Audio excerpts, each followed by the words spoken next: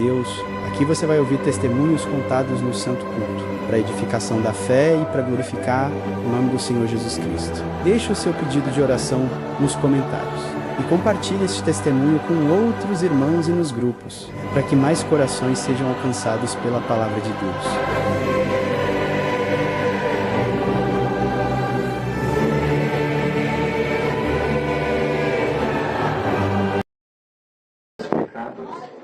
Com 12 anos de idade, confessei a minha fé em Cristo nas águas do santo batismo.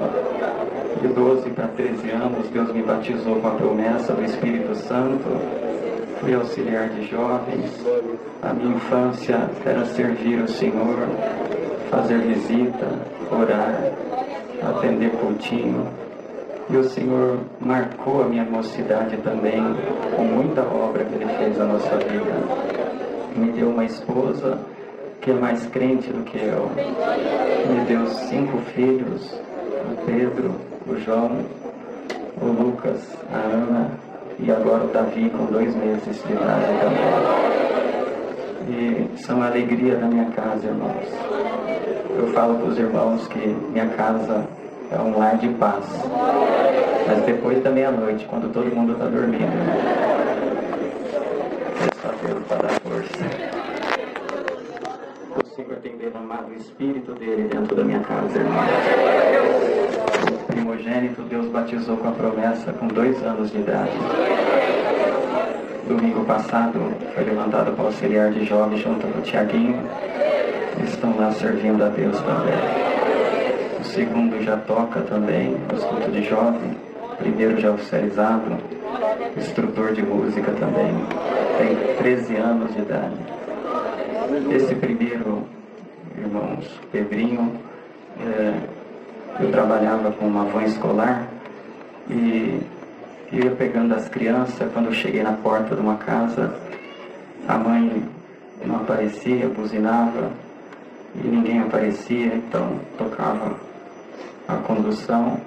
Segundo dia, terceiro dia também não. Depois apareceu a mãe do Gustavo e disse assim: ô Juninho, meu filho não está indo para a escola porque algo tem se manifestado nele e ele cai, ele vira os olhos para trás, se torce todinho no chão. E quando tem dia 7, 17 ou 27 no mês, se manifesta com muita força nele. Então, quando ele melhorar, eu envio ele para a escola. Vou pedir para os irmãos, por gentileza, não gravar e não filmar, irmãos, por favor. Grava no coração e filma com uma câmera espiritual. Irmãos, aí eu era cooperador de jovens na época e Deus mandou a palavra de Jonas no ventre do grande peixe. Quando chegamos à noite, eu estava deitado já na minha cama. O Pedrinho subiu, ele tinha 5 aninhos de idade. Ele subiu na minha cama e falou assim: pai, você prestou atenção na palavra hoje? Eu falei: sim. É verdade que quando Deus manda nós fazer alguma coisa e nós não faz, Deus faz conosco igual fez com Jonas? Eu falei para ele: nós temos que fazer na guia do Espírito Santo tudo aquilo que Deus nos mandar fazer. Por que você está falando isso para o pai? Ele falou: porque eu tive um sonho com o Gustavinho. Eu sonhava que eu estava dentro da sala de aula e eu perguntava para ele se ele acreditava em Deus. E ele respondia que sim. Então eu punha minhas 2 mãos na cabeça dele e falava: então, em nome do Senhor Jesus, seja liberto dessa enfermidade agora. Irmãos, na segunda-feira nós fomos orar para almoçar e sair com aquela van escolar. E ele cantava igual um passarinho na linguagem do Espírito Santo. E quando cheguei na porta do Gustavo, buzinei, a mãe dele veio com ele e falou: olha, deu uma melhora, eu vou arriscar mandar ele hoje. Já combinei com a diretora, se ele passar mal e acontecido com ele, eu vou buscá-lo. Falei: tá bom então. Falou: nem se preocupa em pegar ele na volta, porque eu vou buscar ele. Falei: tá bom. E, irmãos, o Gustavinho entrou na van e o Pedrinho estava do meu lado. E quando chegamos na porta da escola, foi descendo as crianças, O Pedrinho pôs a mochilinha nas costas, virou para mim e falou: pai, me ajuda na comunhão, porque hoje eu vou fazer o que Deus me mandou fazer. Santo Senhor. Eu agradeço a Deus, irmãos, que Ele contou para nós que entrou dentro da sala de aula e deu uma confusão com o Gustavinho lá, com os amiguinhos dele. E a professora falou: Gustavo, senta aqui do lado do Pedrinho, que ele não bagunça, ele é quietinho. Aqui você vai ficar quietinho. E quando sentou do lado dele, Deus falou no coração dele: faça agora o que eu te mandei fazer, meu servo. A igreja acredita que Deus fala no coração de uma criança. Eu agradeço a Deus que Ele virou para o Gustavinho e falou assim: Gustavinho, você acredita em Deus, Gustavinho? E o Gustavinho não entendeu a pergunta, falou: o quê? Você acredita em Deus, Gustavinho? E o Gustavinho falou: eu acredito em Deus. Então ele largou a borracha e o lápis na carteira, levantou as mãos para o céu e pôs na cabeça do Gustavo. Falou: então, no nome do Senhor Jesus Cristo, seja liberto da tua enfermidade agora. E a massa, irmãos, Deus libertou o Gustavo na hora. Passou 7 semanas, dia 7, dia 17, 27, aleluia. Até hoje nunca mais manifestou. E o nome de Deus está sendo glorificado. Naquela tarde ele estava tomado, irmão. A professora foi repreender os alunos e falou assim: se não parar de fazer bagunça, vocês não vão entrar no céu, hein? Ele levantou da carteira, enfiou o dedo no nariz da professora, falou assim: professora, eu vou entrar no céu. E Deus te pergunta: se o Senhor vier hoje, para onde a senhora vai? Irmão, quem soltou o giz foi ela caiu sentada na carteira, não conseguiu mais dar aula, caiu num pranto de choro.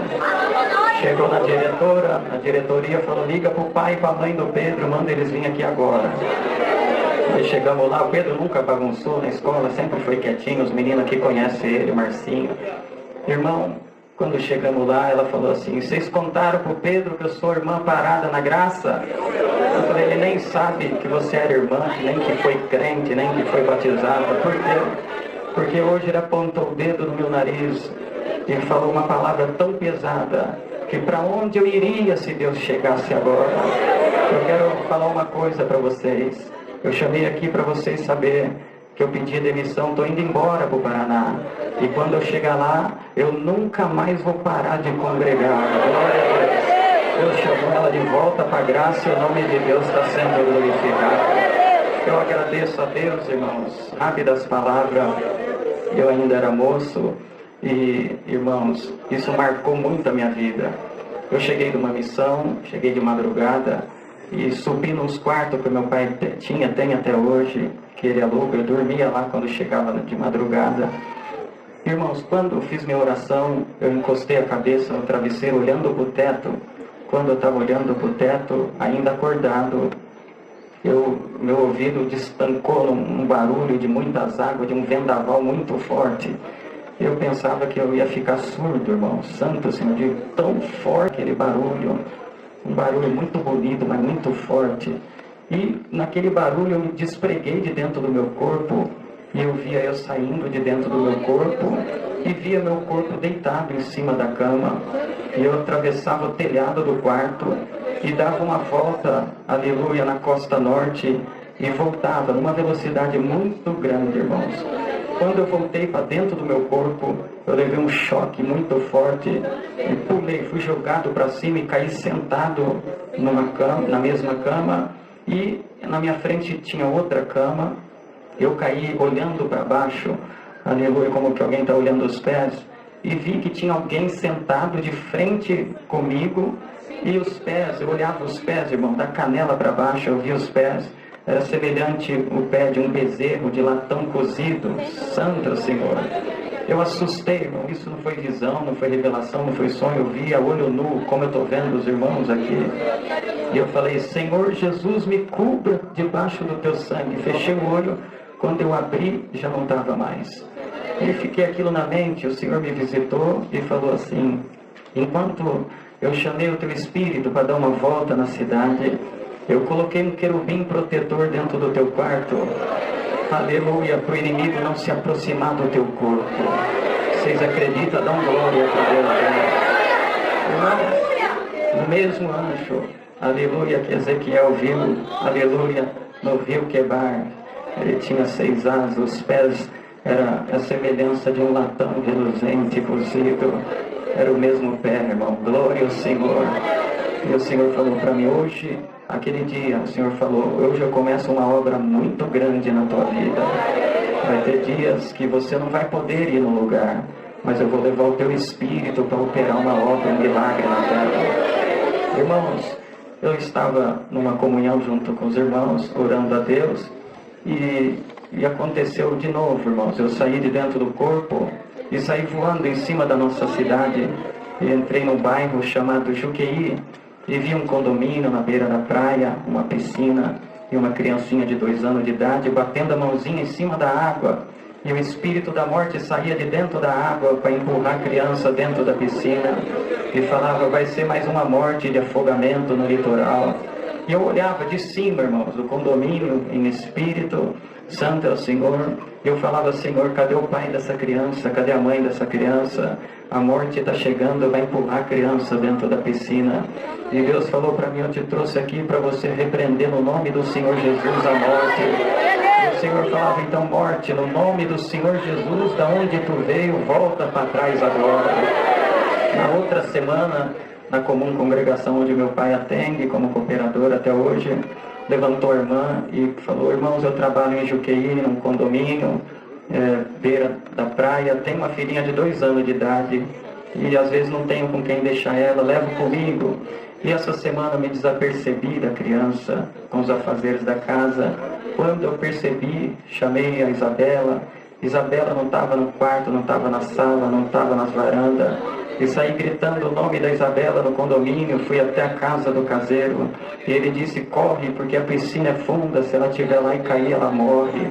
E quando chegou perto da piscina, que ela avistou, a menininha de 2 anos estava com o pezinho dentro da água, batendo a mãozinha na flor da água, caindo, não caindo. Ela chegou por trás, pegou a menina e falava, Deus livrou a minha filha da morte. Era Deus ou não era Deus no arrebatamento, irmãos?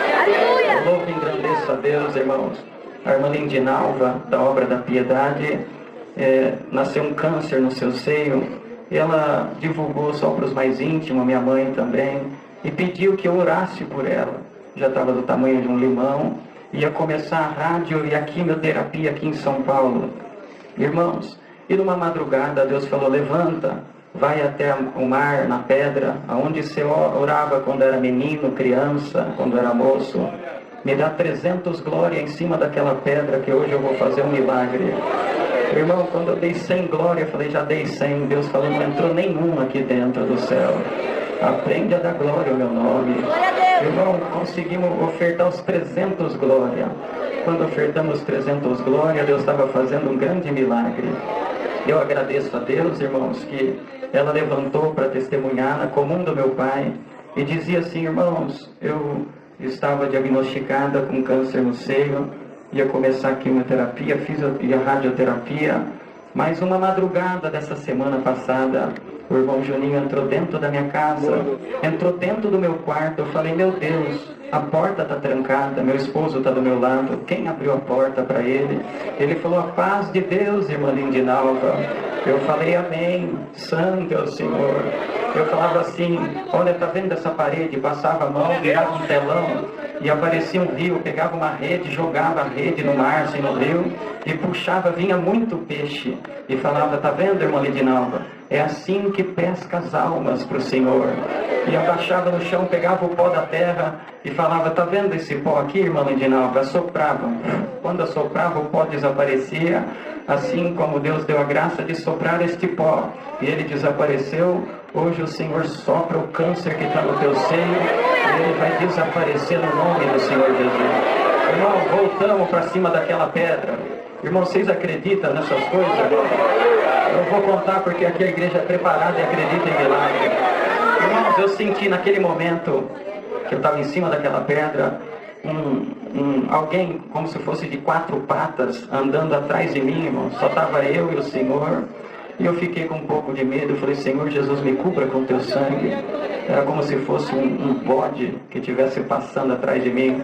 Eu não tive coragem de olhar para trás, irmãos, naquele escuro que eu estava. Eu falei, Senhor, quem está atrás de mim? E o Senhor falou assim, tem um bode preto atrás de você.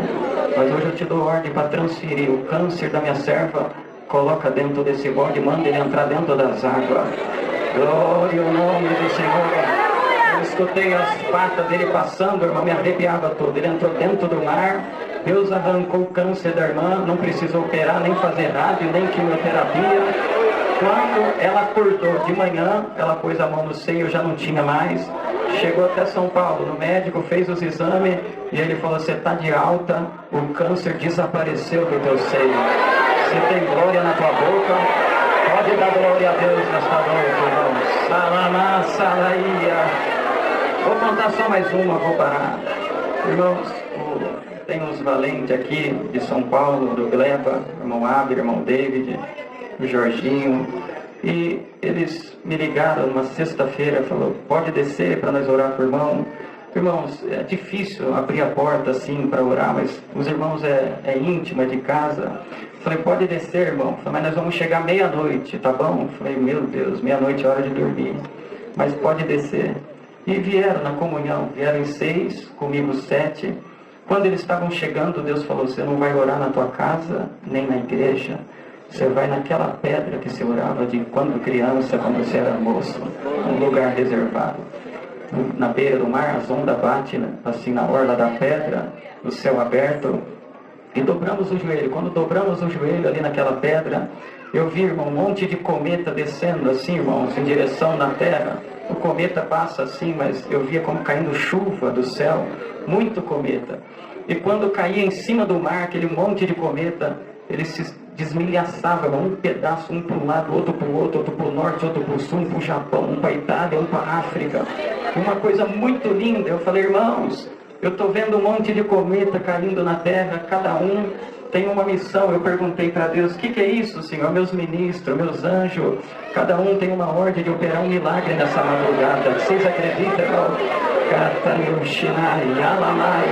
Aleluia. E quando, irmãos, eu vi aquela coisa linda, eu falei assim, Senhor, me dá graça de acompanhar. Eu agarrei na cauda de um cometa, irmão, minha mente saiu de dentro de mim, eu fui embora. Eu falei, irmãos, eu vou ali, já volto. Eu peguei carona com aquele cometa, subi a serra de Mogi, cheguei até São Paulo, irmão. Vocês acreditam nisso? A fraca esse glória, dê glória para Salamanaia. Irmãos, eu entrei dentro de um hospital, santo é o Senhor, pela portaria e arrastado pelo cometa, entrei dentro de um quarto. Irmãos, era uma velocidade tremenda, muito forte. Mas eu que estava em espírito, eu via tudo como se fosse câmera lenta, observava todos os detalhes do momento. E vi, irmãos, quando entrei pela porta, vi um irmão numa maca, deitado, com câncer, e o cometa saía pela janela. E eu falei, ô ministro de Deus, o que vieste fazer dentro desse quarto? E ele falava assim, dentro daquele fogo, daquele cometa, eu vim arrancar o câncer que está no corpo do teu irmão. Santo, vocês acreditam nisso? Pode dar glória a Deus. Catalamaia, Jesus. Eu agradeço a Deus. Quando voltamos daquele arrebatamento, passamos a visão, o Abner deu um grito e falou, irmão Juninho, verdadeiramente é Deus que está nesse lugar. Eu falei, por quê? Foi porque ontem eu fui com o irmão Fernando na casa de um irmão que está com câncer. E quando nós estávamos ajoelhados na casa dele, eu vi um monte de cometa caindo dentro da casa dele. Salamanaia, Jesus. Aleluia. E hoje, sexta-feira, ele foi internado no hospital com câncer. E Deus levou o irmão lá, o ministro de Deus arrancou o câncer do nosso irmão. Vocês acreditam? Pode dar um glória para Deus. Irmão, terminou aquela oração. Aleluia. A glória de Deus se repartiu entre nós. E nós ficamos maravilhados do movimento que Deus fez. Santo é o Senhor. Chamei o Abner no canto e falei, irmão, acompanhe o caso desse irmão que eu quero saber. Eu quero detalhe por detalhe, porque foi muito forte o que Deus fez. Falei, pode deixar. Ele subiu a serra, irmão, veio embora. E na outra semana estava em missão para a Ilha dos Búzios. Ele estava junto. Falei, irmão Juninho, preciso te contar um negócio. Lembra do irmão que estava com câncer? Eu lembro. Então, lembra do cometa? Falei, não tem nunca mais como esquecer disso, irmão. Foi muito forte. Então, o irmão está de alta, o câncer desapareceu. e o nome de Deus está sendo glorificado. Aleluia. Esse irmão está aqui dentro hoje. Eu combinei dele vir aqui. Depois do culto eu quero conhecer ele, dar um abraço nele também. E o nome de Deus está sendo glorificado. Igreja do São José, vocês estão na comunhão? Ministério que congrega no São José, vocês estão na comunhão? Alanaia, quem sabe hoje vai passar um cometa do lado de cá? Vai passar um cometa do lado de cá. Vai levar tudo que não presta embora e vai deixar a dispensação de Deus no nosso meio. Quem crê, abre a boca e dá glória para Deus. Estou sentindo um unção de Deus caindo em cima desse púlpito. Eu estou vendo pelo olho do Espírito de Deus. Vocês acreditam? Vai passar uma carruagem de fogo entre nós. Quem não tem a promessa vai sair falando em língua. Quem não tem a dom da profecia vai sair profetizando.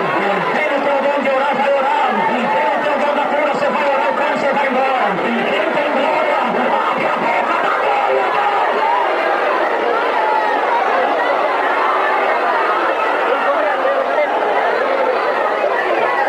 Aleluia! De diversos lugares, aonde passei, trago e levo saudações com a paz de Deus. Tem alguma coisa para anunciar, meu irmão? E apesar de conhecer toda essa verdade, acontece muitas vezes, eu creio que na vida de muitos crentes também, que é aquilo que o diabo joga muitas vezes. Isso aqui não tem problema. Isso aqui também não tem, sabe? E é aquelas coisinhas que nós achamos que Deus não vai requerer de nós, que tem feito o fardo e o jugo de muito crente ficar pesado. É assim que o diabo começa a penetrar e ele vai minando a nossa vida espiritual. Porque, apesar de nascer num lar evangélico e conhecer a palavra do Senhor, por eu não conhecer o mundo, e nada do que tinha no mundo, não saber o que era um baile, o que era um cinema, nada disso, quando eu atingi a idade dos 14 anos, como acontece com muitos jovens, começa a despertar certos interesses por alguma coisa do mundo que até então não tínhamos. E assim aconteceu comigo, que apesar de conhecer toda a verdade aos 14 anos, eu conheci um grupo de moças e rapazes que não eram crentes, mas apesar de não serem crentes, e por jamais atacar os crentes, eu achava que eles eram exemplos de pessoas, e achava que eram os meus melhores amigos. Só depois de muito que eu fui descobrir que verdadeiramente amigo é só Jesus. E ali andava com eles, e quando chegava a hora de ir para o culto, eu ia para o culto, eles iam para o cinema, para baile, mas durante o dia nos encontrávamos, conversávamos, mas eu esqueci que assim como nós somos instrumento nas mãos de Deus, há muitos que são também instrumentos do diabo. E muitas vezes nós não percebemos porque o diabo coloca uma máscara nessas pessoas, que você acaba acreditando que elas são maravilhosas, e você só percebe realmente que situação elas vivem, qual é a condição da vida delas, quando você entra no mundo delas. E andando com esses jovens, apesar de não serem crentes, certo dia um deles disse para mim: Ezequiel, como é que você pode ter certeza que realmente lá dentro da igreja onde você vai, Deus está presente realmente, e Deus requer tudo isso que você faz? Você não pode fumar, você não pode beber, você não pode fazer isso e aquilo, e você está sendo privado da sua vida. Falou assim: já pensou se um dia você estiver velho, então você de repente descobrir que tudo aquilo que você ouviu era uma mentira, que a Bíblia era uma mentira? O que é que vai ser da sua vida? Você ver que perdeu a sua mocidade. E aquele jovem dizia para mim, e bem preparado pelo diabo mesmo, ele dizia: qual é a prova que você pode me dar que realmente você está servindo a Deus e nós não? Porque se você é feliz, nós também somos. Foi aí que eu comecei a me enganar. Eu estava enxergando a aparência dele, porque há muitos que, apesar de viver uma vida miserável, você olha na aparência e parece que vai tudo bem.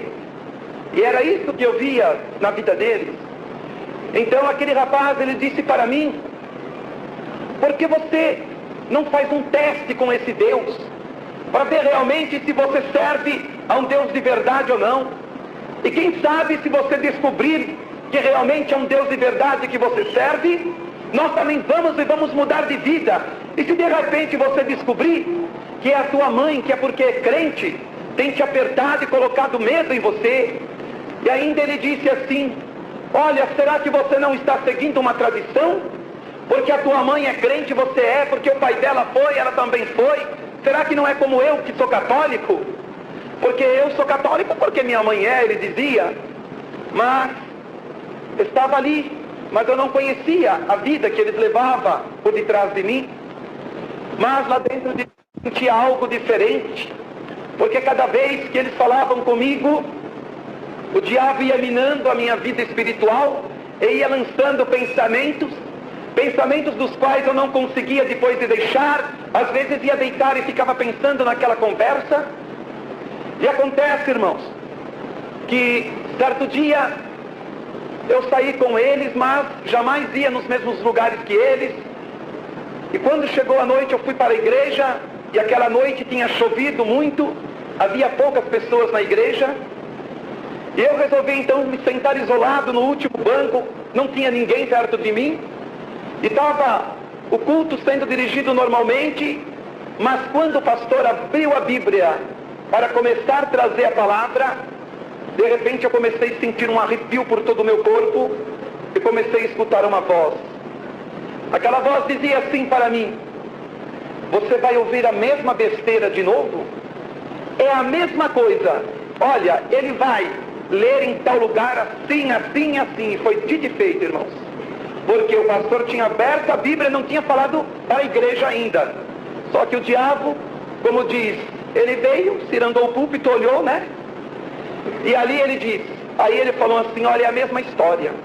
Os teus amigos estão lá, ó, se divertindo agora, e você está aí.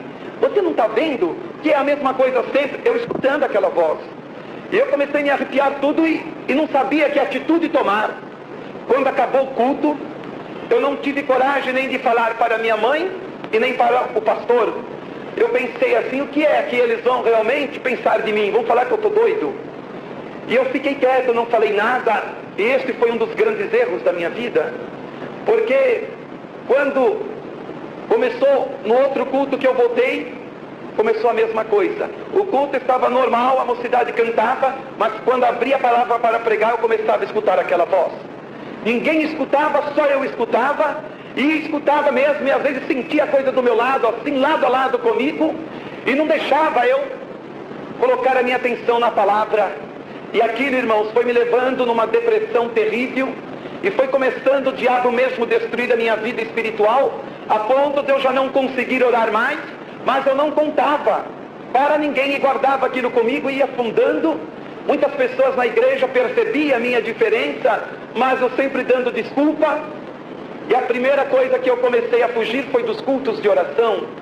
Era o primeiro lugar que o diabo atingiu na minha vida, porque ele sabe, tirou a oração de um crente, ele praticamente, o crente está derrotado. E ali, irmãos, eu encontrava com aqueles jovens, e era incrível que um certo dia um deles disse: Ezequiel, você está indo para a igreja e está piorando, parece que está piorando de uns tempos para cá. E aí, você já resolveu mesmo fazer aquilo que nós propusemos para você, fazer um teste se Deus está lá? E foi o pior erro que eu poderia fazer na minha vida, era querer fazer um teste com Deus. E eu cheguei para eles, eu falei: mas como vai ser esse teste? Aí eles disseram: olha, sábado você vai sair com a gente e vai fazer tudo aquilo que um crente não pode fazer. E no domingo você vai para a igreja. Agora, se Deus estiver presente lá realmente, de um jeito ou de outro ele vai falar. Então, se falar, o que vai acontecer? Nós vamos estar lá junto, porque aí nós vamos estar nesse barco junto com você.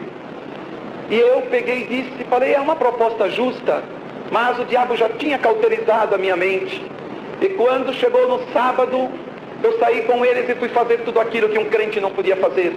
Eu fui fumar, eu fui beber, eu fui para o cinema, mas tinha uma coisa diferente, irmão. Toda vez antes eu colocar a mão no copo de bebida, eu sentia o toque do Espírito Santo. Ele dizia para mim, praticamente eu sentia, irmão, estava dizendo não, não. E não me venha dizer o crente quando ele peca que ele não sabia. Claro que sabe, porque o Espírito Santo avisa o crente antes. Tem muitos crentes, irmãos, caem no pecado porque é teimoso, porque realmente é rebelde e não dá praticamente ouvido quando o Senhor está nos alertando. E ali eu sentia, sabia que o Espírito Santo estava tocando, mas era aquele teste que eu queria fazer. Peguei, tomei, e tomei mais, e depois fui fumar, e eu sentia. E depois, quando chegou no domingo, esperei no outro dia, fui para a igreja, mas eu fui meio desconfiado, mas lá dentro de mim tinha algo. Falei, se Deus me desmascarar esta noite, eu não vou correr não, eu vou lá na frente, vou me humilhar e vou dizer o porquê eu fiz tudo isto. E ali eu estava esperando, o culto começou, a mocidade cantou, e quando chegou na hora da palavra, foi pregada, mas não me disse nada. Irmãos, o diabo é tão astuto, já tinha cauterizado a minha mente, que eu não conseguia mais sentir o toque do Espírito Santo. E ali eu estava ali, naquele momento, quando estava sendo pregado, e o pastor acabou de pregar, e ninguém levantou em oração para falar em nada. Aquela voz voltou e disse para mim, está vendo? Eu não disse para você que era um exagero, que era uma boa parte disso mentira? Você não precisa fazer tudo isto. Vai de sábado se divertir e de domingo você vem para a igreja. E quando acabou o culto eu saí, me encontrei com aqueles que eu pensava que eram meus amigos. E eles disseram para mim, e aí Ezequiel? Eu falei, realmente não aconteceu nada. Aí eles falaram, tá vendo? Da onde é que a gente está se salvando? Vê se pode. Ali, irmãos, aí começou de sábado fazer as coisas do mundo e no domingo para a igreja. Como não me acontecia nada, estava tudo muito bem, para mim estava maravilhoso. E então aí já de semana também não ia, aí eu era um crente domingueiro. É igual aqueles crentes que muitas vezes só aparecem de domingo no culto. E estava lá, só domingo lá. Mas já não orava mais. Mas tinha algo diferente. Eu estava começando a sentir um vazio aos poucos dentro de mim. Quer dizer que alguma coisa que habitava lá dentro de mim antes e me dava toda a felicidade estava indo embora. Não porque Jesus estava indo embora, eu estava colocando ele para fora. E ali, irmãos, comecei a viver nessa vida e dentro de pouco tempo, andando com aqueles rapazes e aquelas moças, eu comecei a penetrar no mundo deles e certo dia eu comecei a olhar e vi que eles precisavam de drogas para ser felizes. Eu vi que eles não tinham paz nem de dia nem de noite, viviam desconfiados da própria sombra, andavam sempre armados e dispostos a matar, porque estavam numa vida terrível. Aí então eu fui entrando e comecei a ver, e certo dia então eu comecei a olhar para dentro de mim, andando com eles e examinando a minha vida, e comecei a lembrar. Quando eu estava firme de verdade com Jesus, eu não precisava nada disso para continuar a ser feliz. Agora eu estou vendo a diferença. Eles, para serem felizes, precisam de droga, precisa realmente de revólver, precisa de tanta coisa triste na vida deles, e eu nunca precisei disto. E ali, irmãos, eu comecei, parece que a último momento você abre os olhos, eu comecei a enxergar realmente que eu estava vazio e que eu estava começando a precisar daquelas coisas também. Mas era uma coisa incrível, nas drogas Jesus não deixava eu colocar as mãos de jeito nenhum. Por mais que tentasse, jamais consegui entrar por esse caminho. Eles sim faziam isto, e andando com eles, então certo dia eu olhei, pensei, eu não posso continuar assim, continuar com eles e continuar na igreja, eu tenho que tomar uma decisão. E a decisão que eu tomei foi de ir para a igreja pela última vez na noite de domingo, me despedir de algumas pessoas que eu gostava e nunca mais voltar. Este era o meu plano, não contei para ninguém, somente eu sabia disto, e Deus. E aquela noite de domingo eu fui para a igreja, era a última noite, e disse, não quero mais nada com Jesus, não quero mais igreja, nada, não importa o que a minha mãe vai pensar. E naquela noite então eu fui para a igreja, e estava belo, tranquilo, porque nunca acontecia nada comigo. Mas é bem diferente, irmãos. Você pode estar na igreja, você pode estar onde for. Enquanto não é Deus que fala com você, você está às vezes achando engraçado, você não leva as coisas a sério, mas a hora que Deus se colocar na sua frente e falar com você, você sabe que é Deus falando. Porque Deus, quando começa a falar, irmãos, a gente tem vontade de entrar debaixo da cadeira e dos bancos e ali ficar escondido. Dá vontade de você levantar e se esconder como fez Adão e Eva lá no paraíso. Porque Deus, quando começa a falar, você começa a tremer. Você começa a ser rachado de cima embaixo e não tem como fugir, porque você tem que ouvir o veredito ali. E aquela noite, quando eu fui para a igreja, sentei ali, estava tranquilo e achando até o culto engraçado. E na minha cabeça estava assim, eu pensando, puxa vida, essa turma é tudo bobo. Olha bem, achando aqueles que faziam parte da minha vida tempos atrás, os irmãos, eu achava eles maravilhosos. De um tempo para cá, comecei a achar eles bobos, ignorantes, fanáticos, para ver como é quando o diabo começa a entrar na vida de uma pessoa. E ali, irmãos, estava tudo tranquilo e de repente chegou a mensagem. Aí o pastor disse assim, olha, hoje eu não sinto de eu dar a mensagem, mas é aquele irmão que está nos visitando. E a palavra foi dada para aquele irmão. Ele começou a abrir, ele começou a pregar sobre Naamã, começou a falar e no meio da mensagem ele cortou tudo. E falou, irmãos, eu preciso dar um recado. O Senhor está dizendo que tem um jovem aqui esta noite, que entrou para se despedir dele nesta noite. E ali, irmãos, estava ali aquela palavra vindo. Eu estava tão distraído e quando eu começou a falar assim, eu comecei a sentir algo que começou a queimar dentro de mim assim. E naquela hora, irmãos, aquela palavra começou a ser dita e dizia assim, aquele pastor dizia que estava pregando, o Senhor manda te dizer, jovem, você veio para se despedir de umas pessoas que você gosta. É a última noite que você entra na presença do teu Deus. Você quer conhecer o mundo e Ele vai permitir você conhecer o mundo. Mas um dia você vai voltar e vai sentar nesse mesmo lugar que hoje você está sentado e não sabe dar valor. Um dia lá fora do mundo você vai ver o que é que o diabo faz, o que é que o mundo tem para você. Você vai estar no mundo, então você vai lembrar que você era feliz na presença de Deus e sentado nessa cadeira dura e não soube dar valor. E ali estava, irmãos, começou a dar e eu comecei a sentir aquela palavra, começou a entrar. E naquela hora eu comecei a ter uma visão. Eu via uma labareda de fogo que saía do púlpito e vinha direto até mim assim. Eu comecei a tremer. E naquela mesma hora veio o diabo de novo e comecei a escutar aquela voz. E o diabo dizia para mim, não escuta não. Levanta, vai embora, chuta tudo isso aqui, vai embora. E eu queria, mas eu não conseguia, minhas pernas ficaram travadas na cadeira. Deus estava falando e eu tinha que ouvir tudo. E aí, irmãos, engraçado que eu até respondia para o diabo, eu dizia, mas não consigo. Irmãos, e olha que o inimigo estava tentando me ajudar a sair dali para eu sair correndo e não conseguia, porque Deus está falando, tem que ouvir. Saí aquela noite e não voltei mais para a igreja. Mas eu sabia que era Deus que tinha falado comigo, tinha uma sentença em cima de mim, e cedo ou tarde iria se cumprir. Eu saí, não voltei mais para a igreja, continuei a andar com aquelas pessoas, mas aquela profecia estava dentro do meu coração. Eu queria esquecer e eu não conseguia esquecer. Eu ia deitar muitas vezes à noite e começava a lembrar. E aí eu começava a olhar a condição que eu já estava e não conseguia, mesmo que tentasse voltar para trás. Tanto é que certo dia eu quis largar tudo, mas eu não tive força, porque você está dentro de um poço. É mais ou menos assim para você.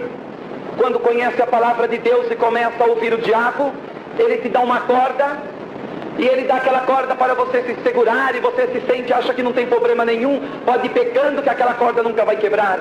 Então quando o diabo vê que você está lá no fundo do poço, ele puxa a corda e você não tem mais como sair.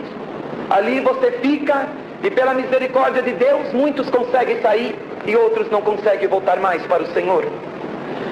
E ali, irmãos, entrei naquele mundo e comecei a ver realmente como eles eram terríveis. E eles diziam, Ezequiel, Deus não está em nenhum lugar, você viu, o negócio é viver hoje, quem entrar na nossa frente nós temos que judiar mesmo e não sei o quê.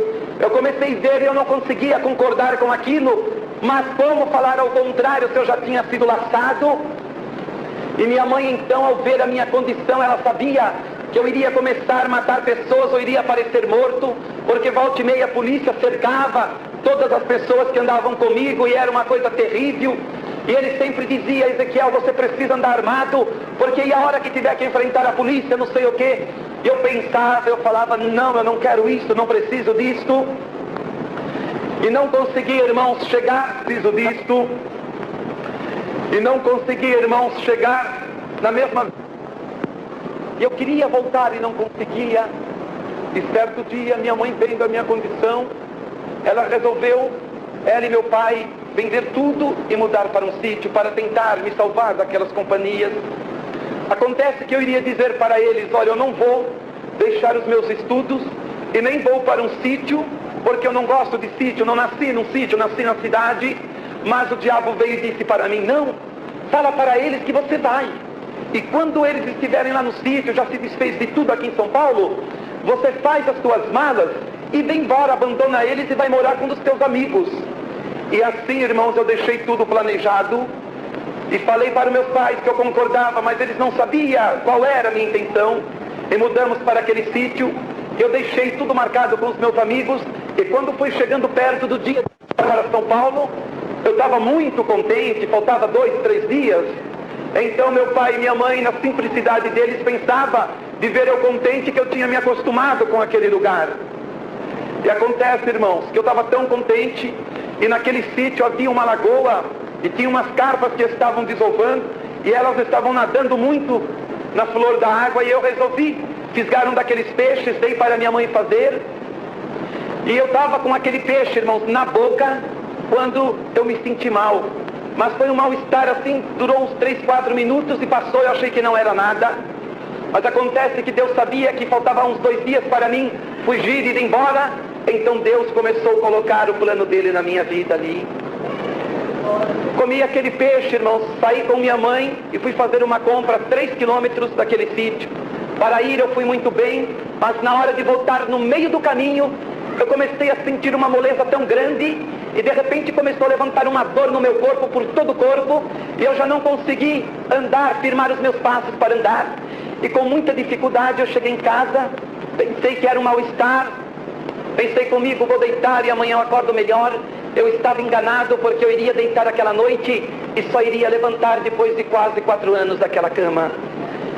E quando amanheceu no outro dia, irmãos, já não havia mais só aquela dor, uma febre terrível no meu corpo e uma mancha nas minhas costas. E comecei a piorar de uma maneira tão terrível que eu já estava gritando na cama. Me colocaram num carro ali e me levaram para a cidade. O médico me deixou umas 2 horas em observação e tentando cortar uma febre, aquela febre que estava subindo e ela não cedia. E quando ela chegou a 40 graus, o médico falou: olha, está subindo, falou, vai dar uma convulsão cerebral nele a qualquer momento. Já tentamos cortar de todas as formas com essas injeções e não conseguimos. A única salvação dele é vocês ir para São Paulo. Ele vai agora entrar nessa ambulância, a senhora acompanha ele, e à noite vocês vão estar chegando lá, e lá eles vão ter um recurso melhor. De colocar, irmãos, naquela ambulância, e ali naquela ambulância eu fui piorando durante a viagem. Quando chegamos aqui em São Paulo, a ambulância me deixou no pronto-socorro do Tatuapé. Ali veio os médicos me examinar e disseram à minha mãe: olha, aqui também não temos como ajudar ele, porque aqui é para quem toma tiro, facada, mas ele vai direto para a Santa Casa, e lá haverá um médico esperando ele. Quando chegamos, irmãos, na Santa Casa, o médico disse para minha mãe: olha, esta noite ele vai ficar, amanhã a senhora volta. E durante aquela noite, irmãos, 2 enfermeiras tentando cortar aquela febre minha com injeções e tudo mais, e não conseguia cortar, e eu gritava desesperado. Às vezes eu saía fora de si, para os irmãos verem que como a injeção não funcionava, e já tinha passado para 41 a febre, eu comecei já a sair fora de mim, e o médico falou: já começou a dar convulsão cerebral, falou, de um jeito ou de outro ele vai morrer, vamos tentar salvar ele. Aí me colocaram numa cama, irmãos, especial, e debaixo dessa cama assim, colocaram barras de gelo. E então eu deitava ali, então aquelas barras de gelo era para puxar a febre de uma vez. Se não funcionasse também eu iria morrer de pneumonia. E naquela hora, irmãos, colocaram aquelas barras de gelo, colocaram aqueles frascos em cima, colocaram eu deitado ali, depois de meia hora a febre começou a ceder. Mas aí já era 7 horas da manhã, e quando eu abri os olhos, as 2 enfermeiras disseram: olha, seja o que for, Ezequiel, o que estiver no seu corpo deve ser algo terrível, porque você a noite inteira deu o maior trabalho para nós aqui. Esses 2 baldes de água, olha, que saiu de febre do seu corpo. E na hora que o médico chegou, irmãos, ele disse, aguardou minha mãe chegar e disse à minha mãe, olha, não sabemos o que ele tem ainda. A senhora vai para casa, ele vai continuar internado. Quando mandar chamar a senhora? E naquela santa casa, irmãos, eu fiquei 15 dias, mas durante aqueles 15 dias aquela febre ia e voltava. Só que aí havia só uma mancha nas minhas costas e começou a se multiplicar em muitas manchas. E em cima daquelas manchas começou a levantar bolhas, e naquelas bolhas começou a levantar feridas terríveis, ficava em carne viva e queimava, e eu ficava desesperado, eu gritava, e não podia encostar nada ali, e eu fui começando a perder o apetite, começou a travar o meu maxilar, eu já não conseguia mais me alimentar direito, e no final de 15 dias, sofrendo, e pior ainda, mandaram chamar minha mãe, levaram a mim e a ela, numa sala, havia uma junta médica, e um dos médicos se levantou e disse para ela, a senhora tem duas alternativas. Falou, a senhora pode se despedir do seu filho aqui e agora e nunca mais vai ver ele, ou pode acompanhar ele para onde ele vai. Mas lá onde ele vai também a senhora não poderá mais ver ele, porque o seu filho está leproso da cabeça aos pés, e a lepra que ele tem é tão terrível que aonde ele encosta ele está contaminando tudo. E o engraçado é que nós damos remédios de lepra para ele e não funciona no corpo dele. Damos injeção e não funciona, é uma coisa terrível, parece que é um novo tipo de bacilo. E ali, irmãos, me colocaram naquela ambulância e minha mãe me acompanhando. Quando eu olhei, eu estava entrando numa fazenda, e se é que poderia chamar aquilo de hospital, estava lá aqueles dois galpões bem grandes lá no meio daquele mato.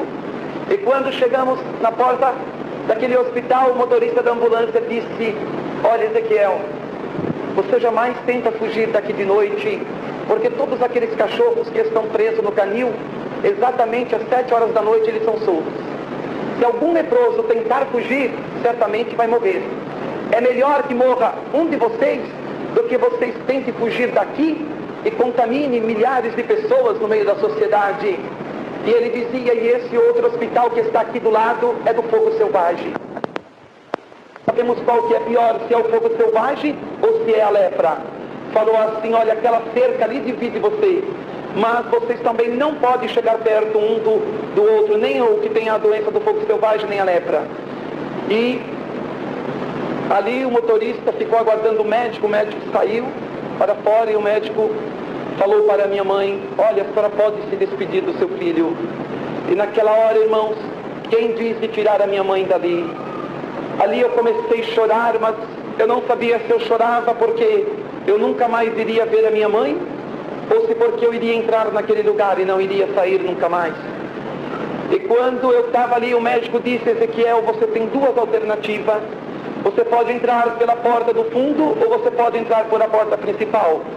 A grande diferença é que se você entrar pelas portas do fundo, você vai evitar de ver agora, dentro dos quartos, qual vai ser o seu futuro aqui dentro daqui a alguns meses.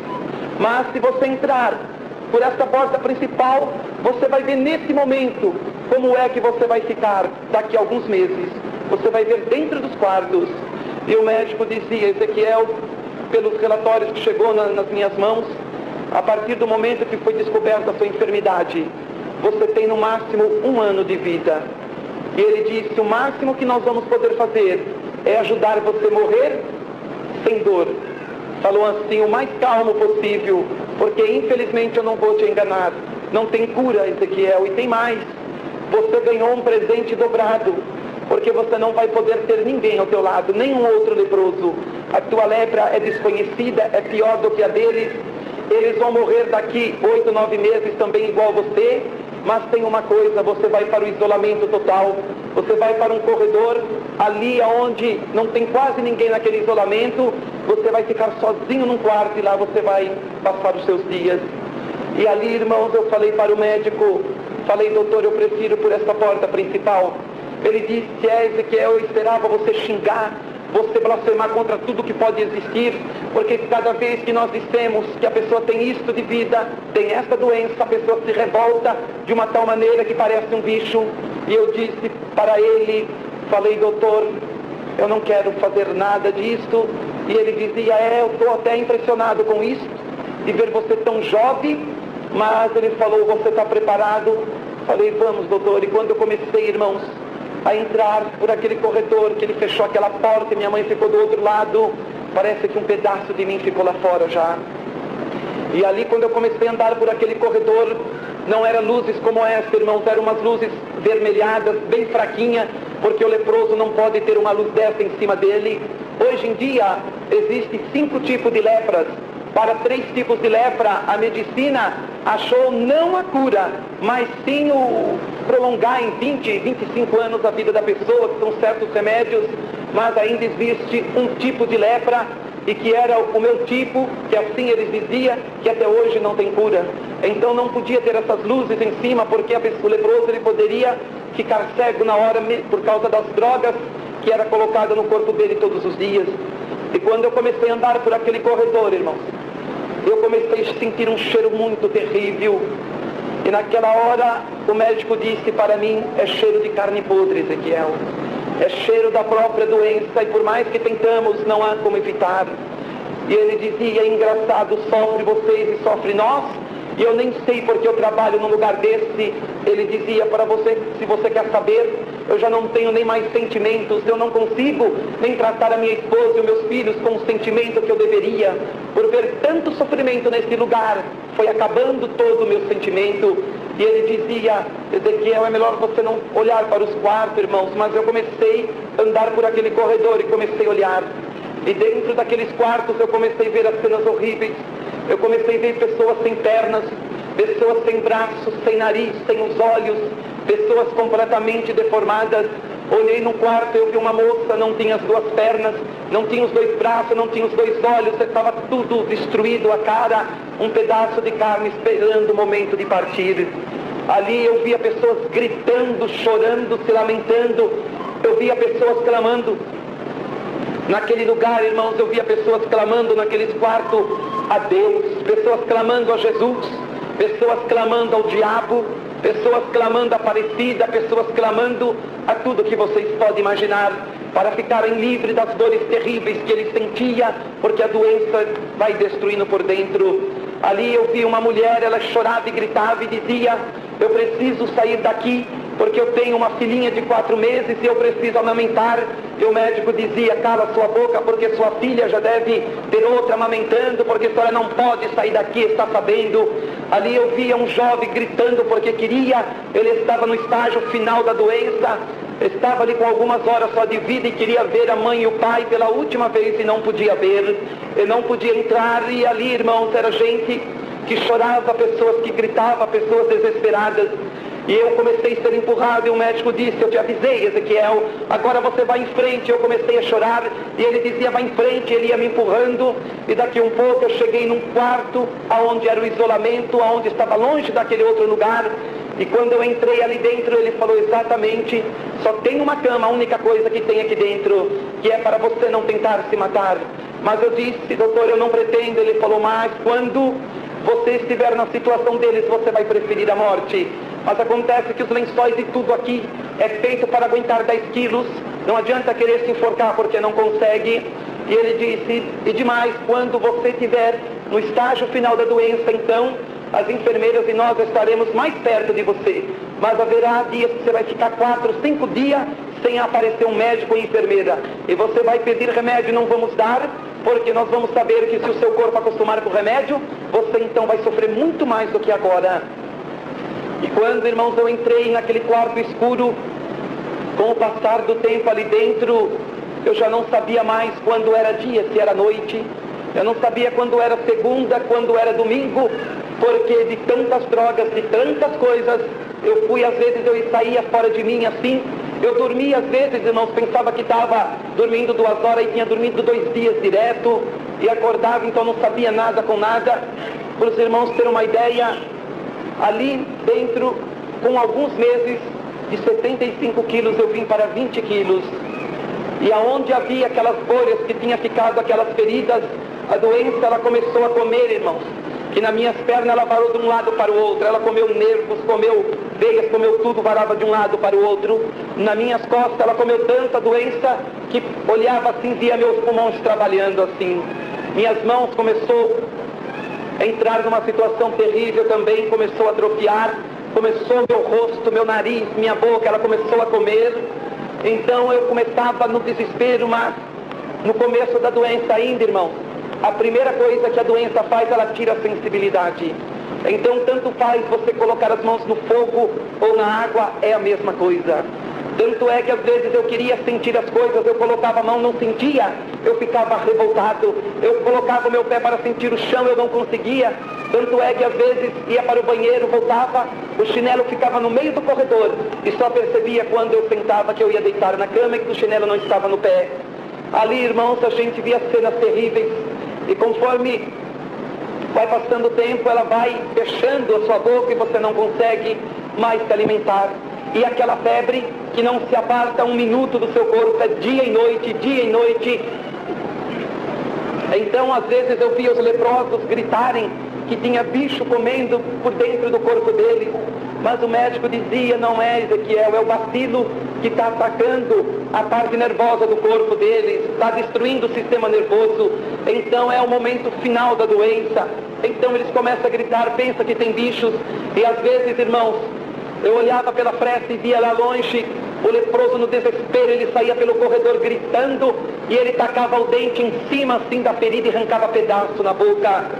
E não estou brincando, Deus sabe que eu não estou mentindo, irmãos. Ficava com o pedaço da própria carne na boca, aquela sangueira e os médicos em cima, correndo desesperado. Às vezes vinha o médico com uma agulha e ele começava a cutucar no dedo dos leprosos. Está doendo aqui? O leproso dizia não. E aqui? Está doendo? Não. E aqui? Ah, aqui está. Ele dizia fecha os olhos. Eles pegavam uma tesoura cirúrgica, irmãos, e cortava a sangue frio os dedos do leproso ali na hora. E o leproso não sentia dor, porque já estava tudo destruído por dentro, porque já estava podre. Havia o segundo andar, e nenhum leproso jamais queria subir lá em cima, porque toda vez que um leproso subia, ou ele descia sem as pernas, ou ele descia sem os braços, sem os olhos, porque eles amputavam por causa da doença. Então, irmãos, eu olhava aquilo, e quantas noites eu virava para a parede, eu chorava desesperado. E teve o tempo que eu já não me alimentava mais, somente as drogas abaixo de Deus mantendo a minha vida. E a ponto de eu já não poder mais colocar roupa no corpo e nem lençóis. Tive que ser colocado numa cama especial, praticamente quase sem roupa. E aqueles paixões se passando assim.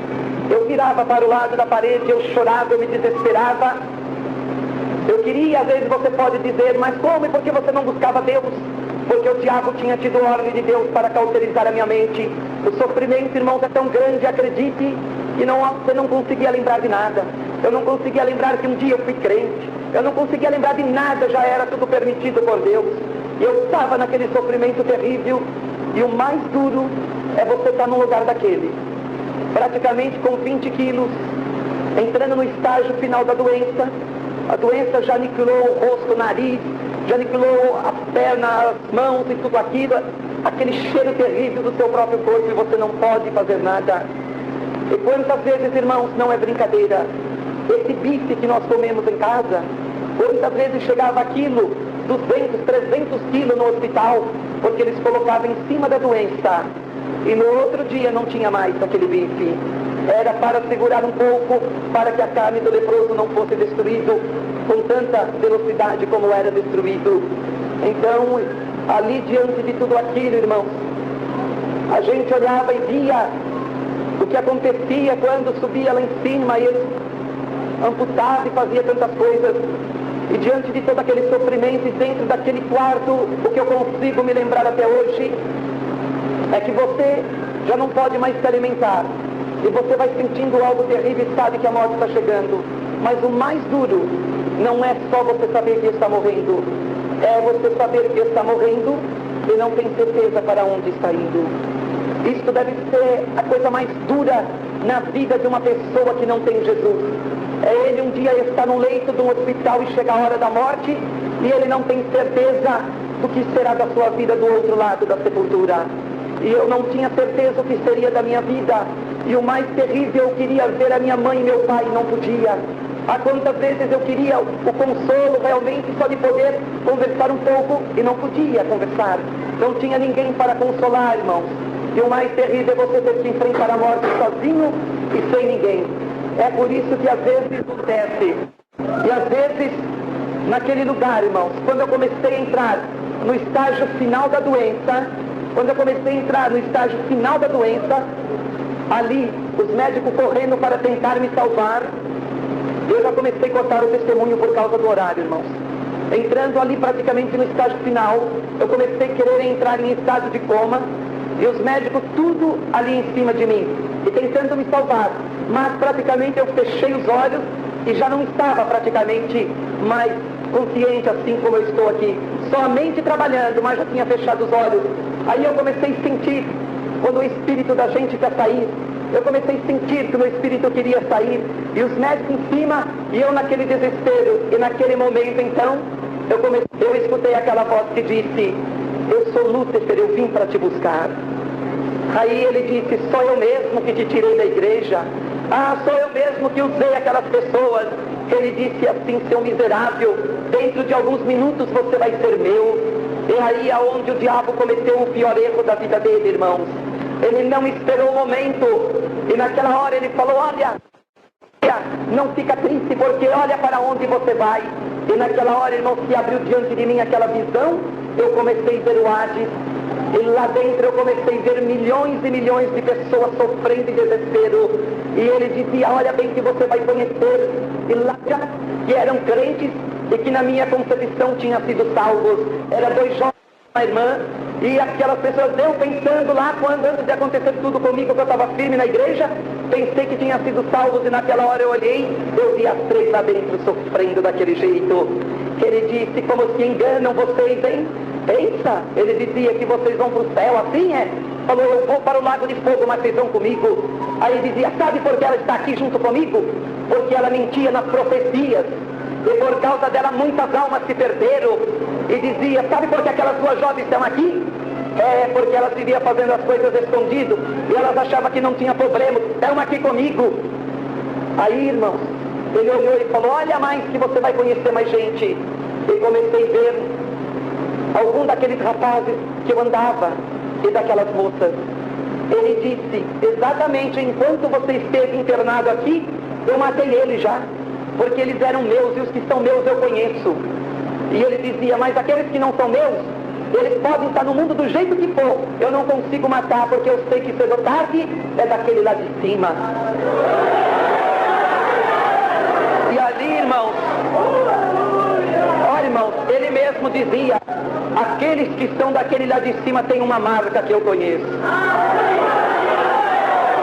Ali, naquela condição, irmãos, ele dizendo: aquela lá eu matei, olha, de um jeito, aquele lá se jogou do viaduto, aqueles 2 lá, a polícia matou, fui eu só usei ele, e eles já estão aí. Falou: qual você vai com eles, irmãos? Eu via, era um fogo, mas um fogo, sabe, escuro, você praticamente não enxerga, mas as pessoas, elas gemem desesperada, elas gemem desesperada, e aquele sofrimento terrível. E naquele mesmo momento, irmãos, que eu vi naquela condição, naquele momento depois, eu já estou cortando testemunho, irmãos, porque nesse momento já fazia praticamente 3 anos que eu estava. Então, quer dizer, vinha médicos, às vezes, do Canadá, dos Estados Unidos, fazer conferência de dermatologia em São Paulo, e eram chamados para ver a minha causa. E quantas vezes queriam conversar comigo e eu não conseguia conversar. Então, às vezes, eles diziam: está morrendo mesmo. Chegava um, tirava um pedacinho, outro tirava um pedacinho, dizia que ia levar para estudar. Então, eles não se conformavam que eu era o único leproso, 3 anos praticamente no lugar daquele, e não tinha morrido, estava daquele jeito e não morria. E quantas vezes, irmão, médico pensava que eu não estava escutando, e eu estava escutando. E diante de tudo isso, ali, irmãos, o inimigo daquele jeito, eu no momento final da minha vida, depois de tudo aquele tempo, pela primeira vez em 3 anos, eu me lembrei de Deus. No momento final de eu partir para o outro lado e para o Hades, naquela hora, eu me lembrei de Deus. E o que me fez lembrar de Deus, irmão, foi que na hora que ele começou a mostrar aquela visão, e para o lugar que eu ia diante de instante, e os médicos não sabiam o que estava se passando, eles estavam ali tentando me salvar. Naquele mesmo momento eu comecei a ter uma visão, outra visão diferente. Eu comecei a ver no alto, assim, de uma montanha bem reluzente, uma igreja. E dentro daquela igreja havia milhares e milhares de homens, mas era uma beleza muito grande que ele tinha. Eu de repente olhei, não via mulheres, e ele tinha um instrumento nas mãos que não existe aqui na terra, e só depois de muito tempo que eu fui entender que era anjos de Deus que eu estava vendo. Então, quando eu tive aquela visão também, naquela hora eu me lembrei de Deus, aí eu caí em mim naquele momento final, irmão, que eu falei, eu não posso morrer desse jeito. Ali naquele momento a minha consciência, ali por segundos, ela voltou, e eu falei, não posso morrer desse jeito. Eu falei, Jesus, eu sei para onde eu estou indo, e eu sei o porquê eu estou indo. Só que naquela hora eu falei, Senhor, mas lembra daquela profecia? E naquela hora eu falei, Senhor, não me importa, a única coisa que eu quero é certeza da salvação. Se há esperança de salvação para mim, agora, Senhor, me dê um sinal, porque eu não vou ter medo. E naquela hora, irmão, é coisa incrível. A pessoa, quando ela é salva por Deus, que ela vai partir, ela sente que ela está levada para cima. Mas quando ela pertence ao inimigo, o diabo começa a puxar para baixo. Você sente que vai passar assim, ó, pela cama, pelo chão e vai embora. E eu senti aquela coisa horrível do meu lado, querendo me puxar para baixo. E naquele momento, eu fazendo aquela oração, e no momento que eu estava, irmãos, olha como Deus, ele conhece o que o ser humano pensa até na hora da morte. Naquela hora que eu falei, Senhor, se há mesmo, e eu posso ainda ter salvação, Senhor, me perdoa. Mas, irmão, só na mente falando isso, porque não tinha jeito. Eu falei, Senhor, me dê um sinal. E naquela hora, irmão, que eu estava ainda pensando, eu comecei a escutar uma outra voz.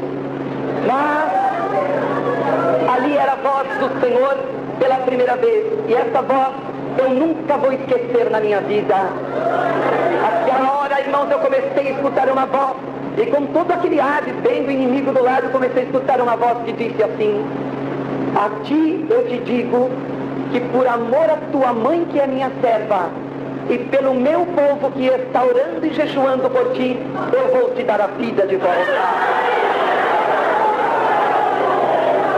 Irmãos, se ali o Senhor dizia, mas lembra bem que não é por causa de você, é por causa da oração do meu povo e de tua mãe que tem chorado. E ali, irmãos, o Senhor dizia para mim, mas para você sair deste lugar, você terá que provar que me ama. O diabo já quis te levar, mas eu estou repreendendo ele. Mas ele vai vir de uma outra forma, com uma outra proposta para poder te levar. Mas lembra que ele é mentiroso. Se você aceitar o que ele vai te oferecer, você perde a salvação. E ele vai te oferecer através de uma tia tua, que aonde ninguém pode entrar aqui dentro, ela vai entrar. É porque, irmãos, parte da minha família é crente e a outra parte é tudo macumbeiro. Mas não é macumbeirinho, pé de chinelo não, viu, irmão? É macumbeiros que fazem um trabalho de macumba de manhã à tarde, eles têm a resposta para matar uma pessoa. E acontece que essa tia minha é a grande líder, né?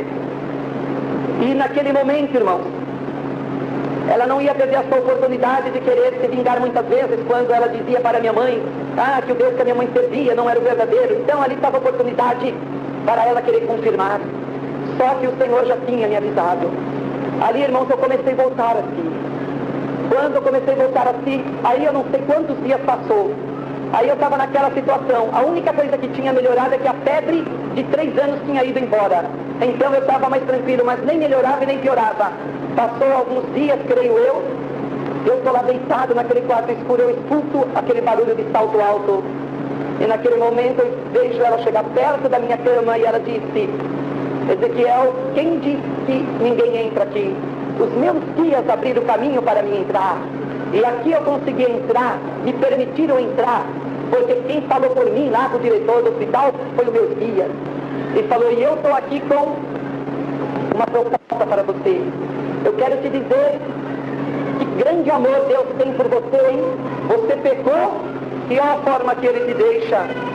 E aí ela dizia, olha, o Deus da sua mãe deve ser bem surdo, porque eu vi a tua mãe, sabe, esses dias, e eu notei uma coisa nela. Ela estava indo para a igreja com a cabeça baixa, sabe? Mas eu notei uma coisa na hora que eu conversei com ela. Eu estava debochando dela mesmo. Eu olhei e eu vi nos joelhos dela, estava cheio de ferida. Mas eu acho que ele passa as noites orando para um Deus que não escuta, né? E ela dizia, onde será que está o Deus da sua mãe? Mas naquela hora eu não podia conversar, né, irmãos? Mas eu pensei dentro de mim. Eu falei, está aqui porque falou comigo antes de você chegar aqui. Então, irmão,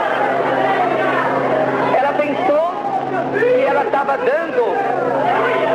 Ela pensou que estava dando o checkmate ali, mas não sabia que Deus já tinha falado comigo. Aí ela falou, só que agora conseguimos autorização, você vai morrer mesmo, para você ver como os meus guias podem te ajudar. Você é muito importante para eles disseram para mim, por isso eles querem te curar. Olha, tem um carro aí, nós vamos te levar. Irmãos, daquele jeito, podre daquele jeito, me embrulharam lá nos lençol e me levaram para um carro, com autorização lá do hospital, e me colocaram num carro e foram. E quando eu olhei, de repente estava entrando num terreiro de macumba, e ali havia uma sessão especial somente para mim. Aí naquele momento, o primeiro pai de santo incorporado com um dos guias dele lá, que aqueles demônios, levantou e veio e disse para mim, eu digo que você é importante para mim. Aquele lá de cima, quer dizer, ele jamais chama Deus de Deus, né? Aquele lá de cima, sabe? Ele falhou, mas eu não vou falhar, porque eu quero você. Se ele te deixou, eu não vou te deixar. Depois que eu te curar, você vai fazer um pacto comigo, vai renunciar a ele, e você vai ver, você vai ser rico, você vai ter poder, e vai ser muito importante para mim. Aí ele falou, agora você vai ver meu poder. Aí ele fez um círculo em volta de mim de pólvora, tacou fogo, olhou.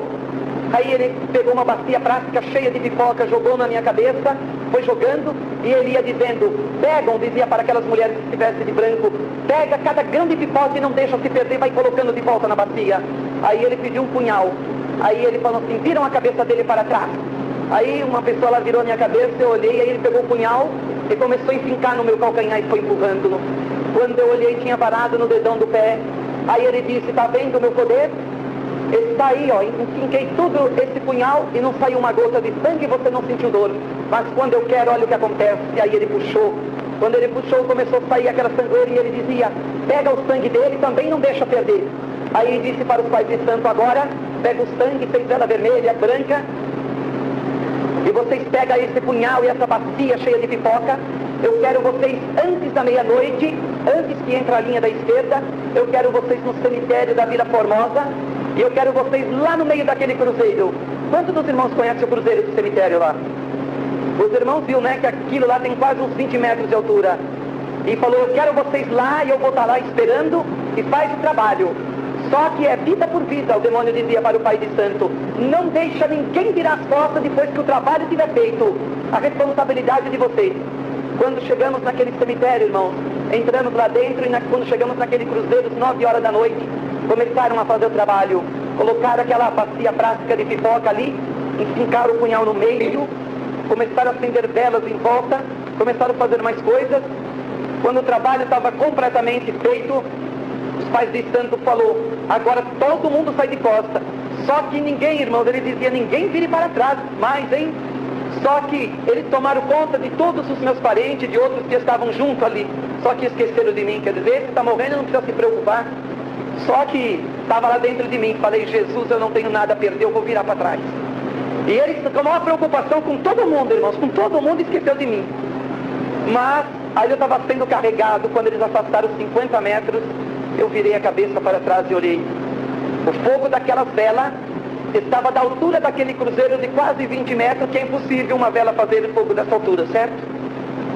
E no meio daquele fogo, eu olhei e eu vi o demônio. Ele estava sapateando, sorrindo, em cima daquele sangue e das pipocas que foi oferecido, mas não era rabo de chifre, igual eles enganam os tontos por aí, por dentro dos terreiros de macumba. E eu sei que engana, irmãos, porque minha família é disso, e a vida inteira eles sempre conversaram comigo sobre essas coisas. Então ali eu olhei e eu vi praticamente um anjo, mas era uma beleza tão tremenda, irmãos.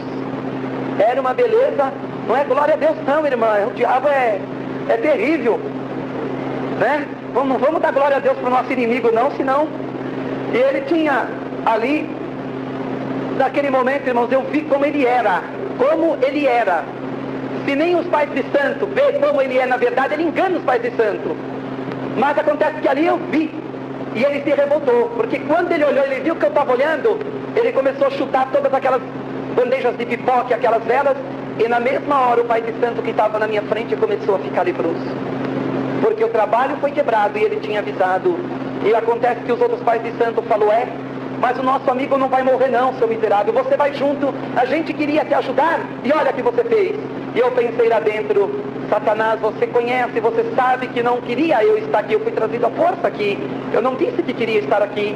Falou, mas agora nós vamos voltar tudo para o terreiro, antes que o nosso amigo morra aqui, vamos conversar com Lúcifer, realmente o que pode se fazer. Só que eu disse lá dentro de mim, falei, Jesus, se realmente tu tem um plano comigo, não deixe colocarem as mãos em mim.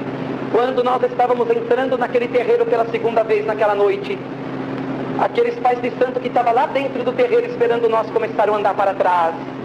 Começaram a andar para trás e começaram a falar, agora nós odiamos ele, leva ele para fora daqui porque não queremos mais ver a cara dele, porque acontece que nós já sabemos o que aconteceu lá no cemitério. Falou assim, nós odiamos ele, leva ele embora daqui. E os meus parentes que trabalham com ele, conversa com ele cara a cara assim, dizia, não, mas dá mais uma oportunidade, mostra o seu poder, como é que eu vou ficar diante da mãe dele, dizia minha tia. Não, porque agora eu quero mostrar para ela que o Deus dela não é nada. E aí o demônio dizia, e como posso eu colocar as mãos nele de novo, se tem um homem de branco ao lado dele guardando? Ele dizia, irmãos, a primeira vez que ele entrou não tinha ninguém ao lado dele, mas agora a segunda vez tem um homem de branco e eu não posso olhar para ele. E os meus parentes, irmãos, do lado procurando o homem de branco, e dizia, mas cadê? Eu não enxergo, onde é que ele está? Não sei o quê. E ali eles tiveram que me tirar dali e me levar de volta para o hospital. Só que quando eu cheguei lá eles falaram, Ezequiel, você queria morrer, então agora você vai morrer. Porque nós vamos fazer tudo quanto é trabalho de candomblé e de quimbanda para você. Você vai ver o lado terrível da macumba que você não viu. E ela falou, agora você não pode viver mesmo. Irmãos, passou alguns dias, eu comecei a sentir cheiro de vela, cheiro de pinga. Eu sentia, o inimigo ele chegava na beira da minha cama assim, ó, e sentava. Eu escutava o barulho da minha cama, quando abaixava. Aí eu sentia aquela coisa horrível. E numa daquelas noites, sentindo todo aquele cheiro, aquelas coisas, eu comecei a ter uma visão, irmãos, e com os olhos abertos, eu via o cemitério que eu tinha estado, eu via uma sepultura, mas naquela sepultura estava vazia. Eu via o número da quadra e via tudo aquilo. Mas acontece que naquela hora que eu estava vendo, em volta daquela sepultura, estávamos cantando. E naquele mesmo momento, irmãos, pela segunda vez comecei a escutar a voz do Senhor falar comigo. Aquela hora o Senhor começou a dizer para mim, irmãos, e eu ouvi a voz. Começou a dizer, essa visão que tu está vendo, é todos os trabalhos de macumba que fizeram, e estão tão certo que você vai morrer, que é por isso que já estão cantando e dançando. Mas eu te digo que dentro daquele lugar você não entra, porque eu prometi, e eu disse, por amor a tua mãe que é minha serva e meu povo que está orando, o inferno inteiro não pode te levar. Não tem trabalho de macumba que faça você descer lá. Só que ali, irmãos, eu falei, Senhor, eu não quero. Agora, irmãos, eu vou contar bastante o testemunho mesmo. Eu falei, Senhor, só que eu não quero mais viver. Eu não aguento mais tanto sofrimento. Senhor, eu falei, Senhor, eu quero só a salvação, me recolhe, me leva, porque eu não quero mais. Aí o Senhor disse, mas por que você pede isto, se eu vou te curar esta semana? Irmãos, naquela semana, entra naquele lugar um presbítero e a esposa dele. O lugar aonde ninguém podia entrar, quando Deus quer, Ele coloca quem Ele quer. Lá entrou aquele presbítero e a esposa dele vieram direto no meu quarto e disseram, irmão Ezequiel, faz 2 meses que minha esposa não dorme quase, porque o Senhor tem praticamente atormentado ela, porque ela tem tido sonhos sempre com um rapaz leproso, e que este rapaz precisa da nossa oração, porque está em nossas mãos a cura desse rapaz. Só que por todos os lugares que andamos não é ninguém do que vimos, e quando olhamos para você agora, é você que vimos na visão. Colocaram, irmãos, as mãos em mim, oraram e foram embora. Passou 5 minutos, me perdoe a expressão, irmãos, mas é a verdade, começou a me dar uma vontade de vomitar. Eu disse, vomitar o quê? Vomitar o quê? Aqui vai sair pedaço de fígado, de rim, porque está tudo podre. Mas naquela hora escutei a voz do Senhor novamente dizer, não tenha medo, porque eu estou te curando. Comecei a vomitar sangue, bolas e bolas de sangue coalhado, parecia uma carniça. Quando acabei de vomitar, tinha vomitado 6 litros de sangue. Quando os médicos vieram correndo desesperados, aí eles enlouqueceram de vez, porque falou, mas se ele vomitou 6 litros de sangue, o que é que tem no corpo dele agora? Aí vai eles me abrir para ver. Quando eles examinam, eu tinha outros 6 litros de sangue limpinho dentro do meu corpo.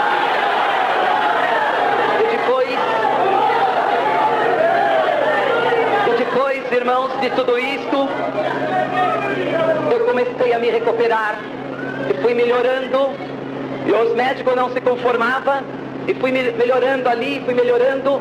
Depois de alguns meses, aí eles me deram autorização, era passagem de ano. Eles falaram, Ezequiel, como você já está bem melhor, e como um grande milagre está acontecendo na sua vida, nós vamos deixar você ir durante 10 dias para casa, e depois disto, você tem que voltar. E aí, eles deram um jeito de colocar roupas até aqui em mim, para que minha mãe não visse o jeito que eu estava todo deformado. E ali, irmãos, quando eu cheguei na minha casa no primeiro dia, escutei a voz do Senhor novamente a dizer, há de entrar dentro de algumas horas nesse teu quarto um rapaz que vai te convidar para você ir à igreja dele, dar o testemunho do que eu fiz na tua vida, somente vai. Irmãos, olha como é que Deus faz. Como? Eu pensei, como? Eu sabia, eu conhecia a voz do Senhor, sabia que era Ele. Como vai? Eu pensei, estou com a mão tudo deformada, o rosto, a boca, o nariz, tudo destruído, meu corpo. E eu vou assim, estou parecendo um bicho. E estava mesmo, irmãos, coisa terrível. Só que naquela hora, irmãos, o Senhor disse para mim, tu queres voltar para o leito de dor? Ou cumprir o que eu estou te dizendo? Ah, irmãos, o Senhor acabou de falar, bate palma lá no portão, um rapaz perguntou para minha mãe, é aqui que mora o irmão Ezequiel? Ah, é, posso ver? Pode entrar aquele rapaz. Irmão Ezequiel, eu vim te convidar para você ir na minha igreja, ser a primeira igreja que você vai dar o testemunho. Mas Deus cegou aquele rapaz, irmão, porque se fosse outro, jamais iria me convidar e ver do jeito que eu estava, tudo defeituoso. E era um rapaz, ele era da Assembleia de Deus, ali da Conselheiro Carrão, perto do Hospital Carrão, e era ali que eu tinha que ir. Eu perguntei para ele, quando é? Ele falou, sábado agora, e o dia que ele foi era segunda-feira. E eu falei, então, eu aceito, disse para ele, conversando ainda, nem estava podendo andar direito. Ali ele foi embora, irmãos. Na terça-feira eu estava do mesmo jeito, quarta-feira eu estava do mesmo jeito, mas quando foi na quinta-feira, eu lá dentro de mim pensando, falei, Senhor, eu não vou desse jeito, como eu vou no meio do teu povo desse jeito? Aí o Senhor veio e começou a falar comigo, eu sei o que está pensando, eu não sou Deus para fazer minha obra pela metade. Quando subir naquele púlpito sábado, 8 horas da noite, você estará completamente liberto e não estará assim, somente eterno.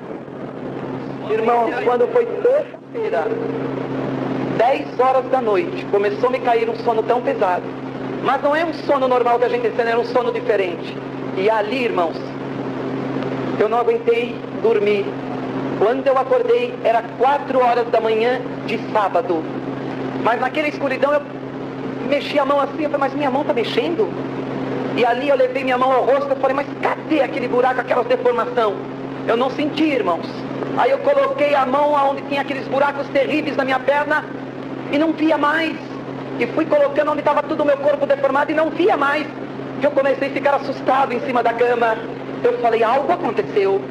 Eu me levantei e sentei assim, perto do espelho, e eu acendi a luz. Quando eu acendi a luz, irmãos, nos pés da minha cama, dessa altura, como se fosse escama de peixe, estava toda a minha pele ali colocada, com feridas, com pus, com tudo. E que eu olhei para o espelho, a minha pele o Senhor tinha trocado desde a minha cabeça à planta dos meus pés. A minha pele, irmãos, a minha pele estava igual a pele de uma criança recém-nascida. Mas quando, irmãos, eu olhei para o espelho, eu enxerguei atrás de mim um anjo que estava atrás de mim sorrindo. E ele disse, não vire para cá. Aí aquele anjo disse assim, olha, o que o Senhor prometeu, Ele cumpriu. Eu fui enviado para fazer esta obra no teu corpo, mas durante 1 ano, você não tome sol, senão morrerá. Irmãos, durante 1 ano era igual um vagalume, só à noite. E quando aquela noite de sábado eu subi naquele púlpito, O rapaz ali da Assembleia, quer dizer, ele tinha me visto uma semana antes daquele jeito. Aí no dia de sábado eu estava completamente diferente. Aí ele dizia: não, meu irmão, não foi o irmão que eu fui chamar, não. O irmão não é o irmão, não. Ele dizia. Aí ele falou: irmão, será que o irmão Ezequiel mandou? Você é irmão dele? Aí eu falei: não, irmão, eu sou o irmão Ezequiel. Não, foi com outro que eu falei, não foi com você, não. Aí eu disse: irmão, foi a mim. Prova que foi. Eu falei: irmão, você foi assim, você falou assim, assim. Ele falou: não, mas aquele lá estava tudo deformado, não sei o quê. Eu falei: aí, no entanto, você só está enxergando agora, né? Aí ele falou: mas é você, irmão? Mas o pastor da igreja, os irmãos não sabiam o que estava acontecendo. Irmãos, ele ficou assim tão transpassado, que na hora de sentar no banco, de ver ele sentar no banco, ele sentou no chão. E ele ficou parado. Então, naquela noite, irmão, Deus tinha cumprido a obra dele na minha vida. E naquela noite, quando eu voltei para casa, o Senhor falou: eu já vou encerrar, irmãos. O Senhor disse: você não vai dormir. Você ajoelha nos pés da tua cama, que agora nós vamos conversar. Ah, mas foi um momento duro e terrível, irmãos. O Senhor falou: agora você vai dobrar teus joelhos aí nos pés da tua cama. Você não vai me ver, você só vai escutar a minha voz. Eu vou perguntar e você vai responder com a tua boca, porque eu estou ouvindo. E eu me lembro, a primeira pergunta que o Senhor fez foi: o que você achou de fazer um teste comigo? Era a primeira pergunta, irmãos. O que você achou de brincar com meu nome, com minha palavra? E brincou de ser crente. Você não queria fazer um teste e saber aonde é que eu estava? Agora você sabe. O Senhor disse para mim: o que é que o mundo te deu? O que é que os teus amigos te deram? Por que não te socorreram na hora da aflição? Irmãos, e tendo que responder, o Senhor falou: isto é para quem nunca mais brinca com meu nome e brinque de ser crente. O Senhor falou: agora volta e senta naquele banco duro que você nunca soube dar valor. E o Senhor disse: e o dia que brincar com meu nome, certamente você morrerá, não haverá segunda vez. O Senhor falou: agradeça a tua mãe e ao meu povo todos os dias da tua vida, porque muitos por muito menos se desviaram e estão no inferno, e lá você viu. E eu não sou brincadeira. Então, irmãos, está aí o exemplo para algum crente que tenha pecado escondido. É a noite de você parar com o teu pecado e se consertar. Porque depois de você ouvir esse testemunho, mas aquele que é o principal está te vendo, e é Jesus. É a noite de você tirar o pecado da sua vida. E eu sempre digo que a maior derrota do crente está, irmãos, quando o crente começa a pecar. Dizer e correr aos pés de Jesus e implorar perdão e confessar, não. Ele esconde o pecado. Então o diabo vai dando corda, e quando ele percebe, ele está lá no buraco. E o crente, quando ele começa a pecar, ele começa a fugir da presença de Deus. Ele não quer ir para a oração, porque ele tem medo que Deus vai revelar o pecado. Mas não adianta, a hora que Deus quiser falar com você, você vai acabar no leito de um hospital ou da tua casa, e de lá você não pode sair, e lá você tem que ouvir Deus falar. Eu também agradeço a Deus nessa noite, querida Irmandade, pelo rico dom de vida eterna que Ele me oferece, se eu for um filho firme e fiel à sua palavra. Eu agradeço a Deus que no ano de 2006 o Senhor me chamou nessa graça, teve misericórdia da minha alma, passou no meio deste mundo e me tirou do meio do pecado. Me chamou, me limpou e me colocou nessa fileira santa. E hoje eu estou aqui louvando e glorificando esse grande Deus maravilhoso também. Eu agradeço a Deus que no tempo certo o Senhor preparou uma das suas filhas para ser a minha esposa. Agora vão completar-se 16 anos que o Senhor tem nos preparado o nosso matrimônio. Tem nos abençoado com 2 filhos e tem nos dado um lar de paz na presença de Deus também. Eu agradeço a Deus, irmãos, por quanto o Senhor tem feito grandes obras na nossa vida. Não é, queridos? Eu vou contar uma obra que Deus fez, nos mandando ali para a cidade de Piracaia.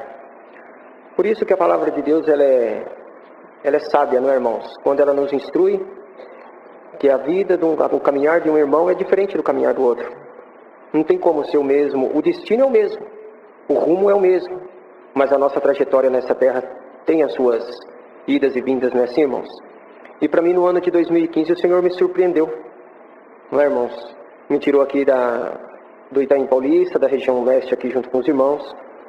Deus preparou, fui músico ali no bairro do Jardim dos Ipês, o nosso saudoso irmão Padilha, nosso cooperador, o cooperador de jovens, nosso irmão Irênio, não é, irmãos? E tem nos levado ali para a cidade de Piracaia.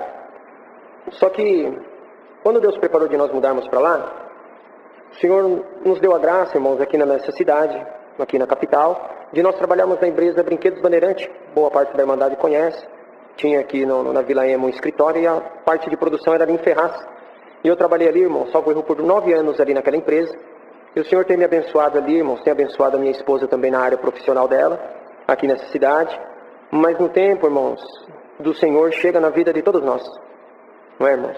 Para cumprir a palavra de Deus, para cumprir o destino na vida de cada um. Eu agradeço a Deus que no ano de 2014, irmãos, voltando ali do meu trabalho, trabalhei à noite naquela ocasião. E pela manhã, irmãos, eu vim ali pela estrada Dom João Nério. Deus permitiu de eu contemplar ali, irmãos, um latrocínio naquela vinda para casa. Irmãos, aquilo entrou um desespero dentro do meu coração tão grande, irmãos, que a vítima estava na minha frente, eu era logo ali o próximo carro ali, irmãos, e o Senhor me permitiu de eu ver tudo aquilo. Bendito é o nome do Senhor. É por isso que Deus faz na vida de cada um de uma forma diferente. O Senhor fechou meu coração nessa situação, irmãos, de uma tal forma que eu não queria mais ficar nessa cidade. Eu já não tinha mais prazer, bendito é o nome do Senhor. Ainda quando eu conheci o servo de Deus ali na cidade de Atibaia, ele falou assim, minha comum é lá na Vila Rio Branco, vai lá congregar com nós. Eu falei, meu irmão, eu tenho um grande prazer e desejo de servir a Deus, mas ainda eu tenho alguma coisinha que me segura, bendito é o nome do Senhor. Bendito seja Deus, mas eu agradeço a Deus, queridos, que passado poucos dias eu estava ali fazendo alguma coisa em casa e também ouvi alguns disparos, e quando eu fui ver, um homicídio na frente da minha casa. Que situação. Mas foi o caminho que Deus preparou na minha vida, irmãos. E fechou o meu coração para essa cidade. Bendito é o nome do Senhor e no tempo oportuno. Eu estou contando isso para a Irmandade para ver o operar de Deus na vida do povo de Deus. Não é assim, irmãos? Se porventura tem alguém dentro aqui no nosso meio que está com medo de alguma coisa dessa vida, fique em paz. Porque a mão de Deus, a invisível mão do Senhor, Ele nos guarda todos os dias da nossa vida. Bendito é o nome do Senhor. Eu agradeço a Deus, queridos, que no tempo certo o Senhor despertou meu sogro durante uma madrugada e ele sonhou com uma cidade chamada Piracaia. E ele acordou naquela manhã e falou assim, Beto, vamos congregar nessa cidade? Eu sonhei com essa cidade e eu vi que tem culto lá, vamos lá. Eu falei, vamos embora. Eu sou meio animado para servir a Deus também, irmãos. E pegamos o carro e fomos para aquela cidade, irmãos. Quando eu cheguei no portal, na entrada da cidade, o Senhor falou dentro do meu coração, essa é a cidade que eu quero vocês. Glória ao nome do Senhor. Mas entrou uma paz tão grande dentro do nosso coração e naquela ocasião só estava eu e meu sogro e mais 2 irmãos, companheiro nosso que nós fazíamos algumas visitas. Bendito é o nome do Senhor, e congregamos naquela cidade. Eu retornei para casa com o meu molho cheio de alegria, irmão. Cheguei em casa, falei para minha esposa, falei, amor, Deus preparou um lugar para nós morarmos. Eu agradeço a Deus que levamos ela ali para conhecer a cidade, irmãos. O que mais me chamou, o servo de Deus ainda perguntou, o que te chamou a atenção numa cidade tão pacata? Não tem semáforo na cidade, irmãos. Andei a cidade todinha, não tem um semáforo na cidade. Eu falei, meu Deus, é aqui mesmo. E o coração da serva de Deus encheu de alegria, irmãos. E para Deus cumprir, irmãos, a nossa vida, porque é Ele que abre os caminhos para a nossa vida, irmão. Nós não temos força de nada. Às vezes a gente confia, a gente faz uma ligação, às vezes a gente se desespera tanto, e a obra de Deus está num simples operar, irmãos. Agradeço a Deus que quando Deus preparou de nós mudarmos para aquela cidade, tentamos comprar uma casa ali, mas Deus fechou as portas para nós de comprarmos uma casa ali, irmãos. Na ocasião tínhamos algum recurso, não é assim? E quando eu cheguei em casa, eu falei para minha esposa, o banco não aprovou o financiamento da casa. Ela falou assim, então vamos pegar o carro no próximo domingo e vamos procurar uma casa para alugar. E encheu meu coração de fé. Serva de Deus já se animou. Eu falei, então animei também, vamos embora. Pegamos o carro, irmãos. Andamos a cidade inteirinha. Não encontrava uma casa para alugar, irmãos. Uma cidade muito bonita. A Irmandade vai um dia, estiver estressada aqui, vai lá para a cidade de Piracaia, que lá desestressa, viu? Eu agradeço a Deus, irmãos, que andamos a cidade inteirinha. Ali nós temos 2 barragens ali que nos rodeiam. E andamos pela barragem, andamos ali pela cidade e nada de encontrar uma casa. Quando estávamos retornando é cidade de primeira, irmão. Só tem uma entrada e uma saída. Engatou a segunda, já está na outra e já está em Joanópolis. Eu agradeço a Deus, irmãos, que quando nós estávamos retornando, vamos voltar embora para casa? Depois a gente vê. E tem na rodovia, irmãos, tem uma entradinha aqui. Eu não percebi na hora que eu fui. Tem um bairro na ida, tem um bairro do lado esquerdo chamado bairro San Marino. E eu não percebi nesse bairro, irmãos, que é um bairro uns 1.000 metros do centro da cidade. E quando eu voltei, eu olhei uma subida na diagonal assim, o Senhor falou, sobe aqui. Na hora que eu subi, que eu cheguei no meio do topzinho, irmão, uma subida bem íngreme. Na hora que eu cheguei no meio do topzinho, o Senhor falou assim, dentro do meu coração, este é o bairro que eu te quero. Subi, passei a primeira, a segunda, virei a terceira direita, uma construção de uma congregação novinha. Me alegrei, tinha um servo de Deus trabalhando ali, conversamos com o servo de Deus. Passei na frente da congregação, virei à esquerda, desci direto, dei de frente com uma casa alugando. E tinha um telefone ali, eu liguei naquele telefone, era por volta de 12:30, 1h. Liguei naquele número de telefone para assuntar alguma coisa. O homem que atendeu do outro lado da ligação falou assim: olha, eu não sei como que você conseguiu, estou no meio do sítio aqui, não pega sinal aqui de jeito nenhum. Só que é o seguinte, eu vou voltar para a cidade só 6 horas da tarde, porque eu estou trabalhando no sítio. E eu vou voltar só 6 horas da tarde, que eu encerro meu trabalho. Eu falei: não, eu te espero aqui, senhor, fico te esperando aqui, eu vou aproveitar e vou conhecer a cidade. E ficamos por ali, irmão. Quando aquele homem voltou, chegou do seu trabalho, nos encontramos ali na casa. Na hora que ele nos encontrou assim, já veio nos cumprimentar e falou: a casa é de vocês. Eu falei: calma, mas não é assim. Ele falou assim: não, o que você transpassou para mim, o que você, sua esposa e sua filha transpassou para mim, a casa já é de vocês. Geralmente eu peço aqui 90 dias de calção, ou então um fiador com uma escritura. Mas para vocês eu não vou pedir nada não vou nem fazer contrato, pode morar na casa a partir de amanhã já. Irmãos, eu agradeço a Deus, irmãos, que aquele homem, um senhor ali naquela cidade, fizemos muita amizade, irmãos, faço amizade também. Fizemos amizade com aquele homem, irmãos, até o dia de hoje nós falamos de Deus ali para ele ali. Quem sabe um dia Deus passa como passou na nossa vida, cheio de misericórdia. Eu agradeço a Deus, irmãos, que moramos naquela casa, mas Deus sabia o que nos esperava lá na frente. Não é, irmãos? Diz a palavra de Deus: o que era já foi, o que é também já foi, o que há de vir já foi, porque o Senhor é eternamente. Muitas das vezes fica uma dúvida na nossa cabeça: o que vai ser do dia de amanhã? Mas Deus já sabia, irmãos. Residimos ali naquela casa por 6 meses. Foi feito ali um contrato anual para que houvesse algum documento. E passaram-se 6 meses, irmãos. Minha esposa trabalhava numa empresa ali. E o Senhor permitiu uma prova muito grande, irmãos. O Senhor me cegou nessa questão de profissional. Eu tinha uma profissão aqui na empresa. Quando eu cheguei na cidade lá não tinha minha profissão. Eu falei: puxa vida. Aí eu ia fazer uma entrevista numa empresa. E a entrevistadora falava assim: o seu currículo é incompatível com a vaga. Não tenho condição de te contratar. Aconteceu isso comigo por 3 vezes. Eu falei: Senhor da glória. Mas eu agradeço a Deus, queridos, que minha esposa começou a trabalhar num escritório ali.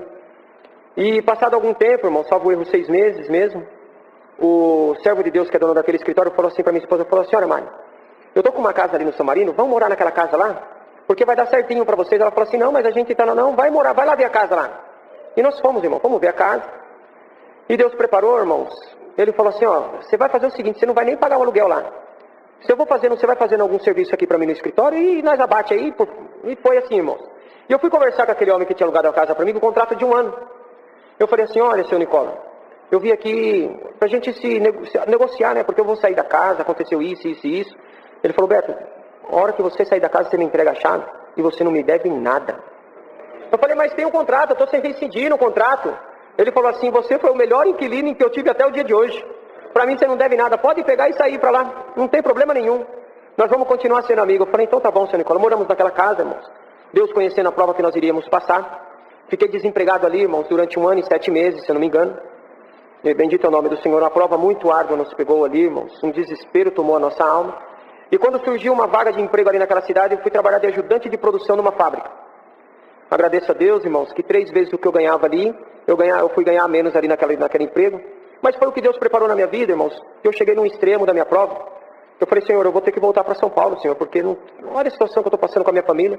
Na ocasião tínhamos só a menina e já estava faltando alguma coisa dentro de casa. Eu confesso para a Irmandade que eu chegava em casa, ia deixar minha esposa no trabalho, eu voltava, eu chorava o dia inteiro. Eu falava: Senhor, mostra para a obra da piedade a nossa necessidade, Senhor. Mostra para os teus filhos, para as tuas filhas, mostra para quem o Senhor quiser, mas supre a minha necessidade, no desespero que eu estava, queridos. Mas Deus, Ele tem coisa maior na nossa vida.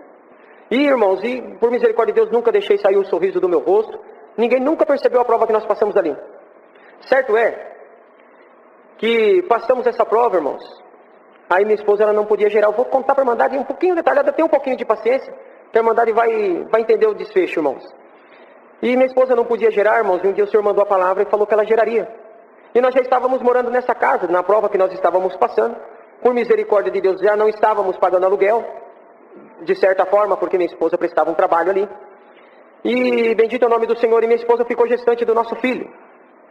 Aí o que estava apertado, apertou mais um pouco, porque veio a preocupação, irmãos. E Deus preparou de trabalhar nessa empresa de ajudante. E um dia Deus tomou a boca de um rapaz, daí eu no desespero da minha alma, ele falou assim: Beto, fica em paz. Quando esse menino nascer, você vai ver que nem roupa você vai precisar comprar para ele. Um rapaz, irmão, que trabalhava comigo ali, não teme o Senhor, e cumpriu na minha vida, irmãos. O menino fez 6 anos de idade. Eu comprei esses dias uma roupinha para nós irmos num casamento de um auxiliar nossa que casou. Fui 6 anos para comprar uma roupinha para ele, irmãos. E até assim Deus prepara ainda para ele uma roupinha de vez em quando. E o nome de Deus está sendo glorificado também nessa parte. Eu agradeço a Deus, irmãos, que a prova apertou mais um pouco quando o menino nasceu. Ficou internado 12 dias na UTI neonatal. Uma prova muito grande. A gente costuma falar assim que, né, irmãos, entre amigos, eu não desejo a prova que eu passei nem para o meu inimigo. Difícil. Mas é Deus que nos alicerça.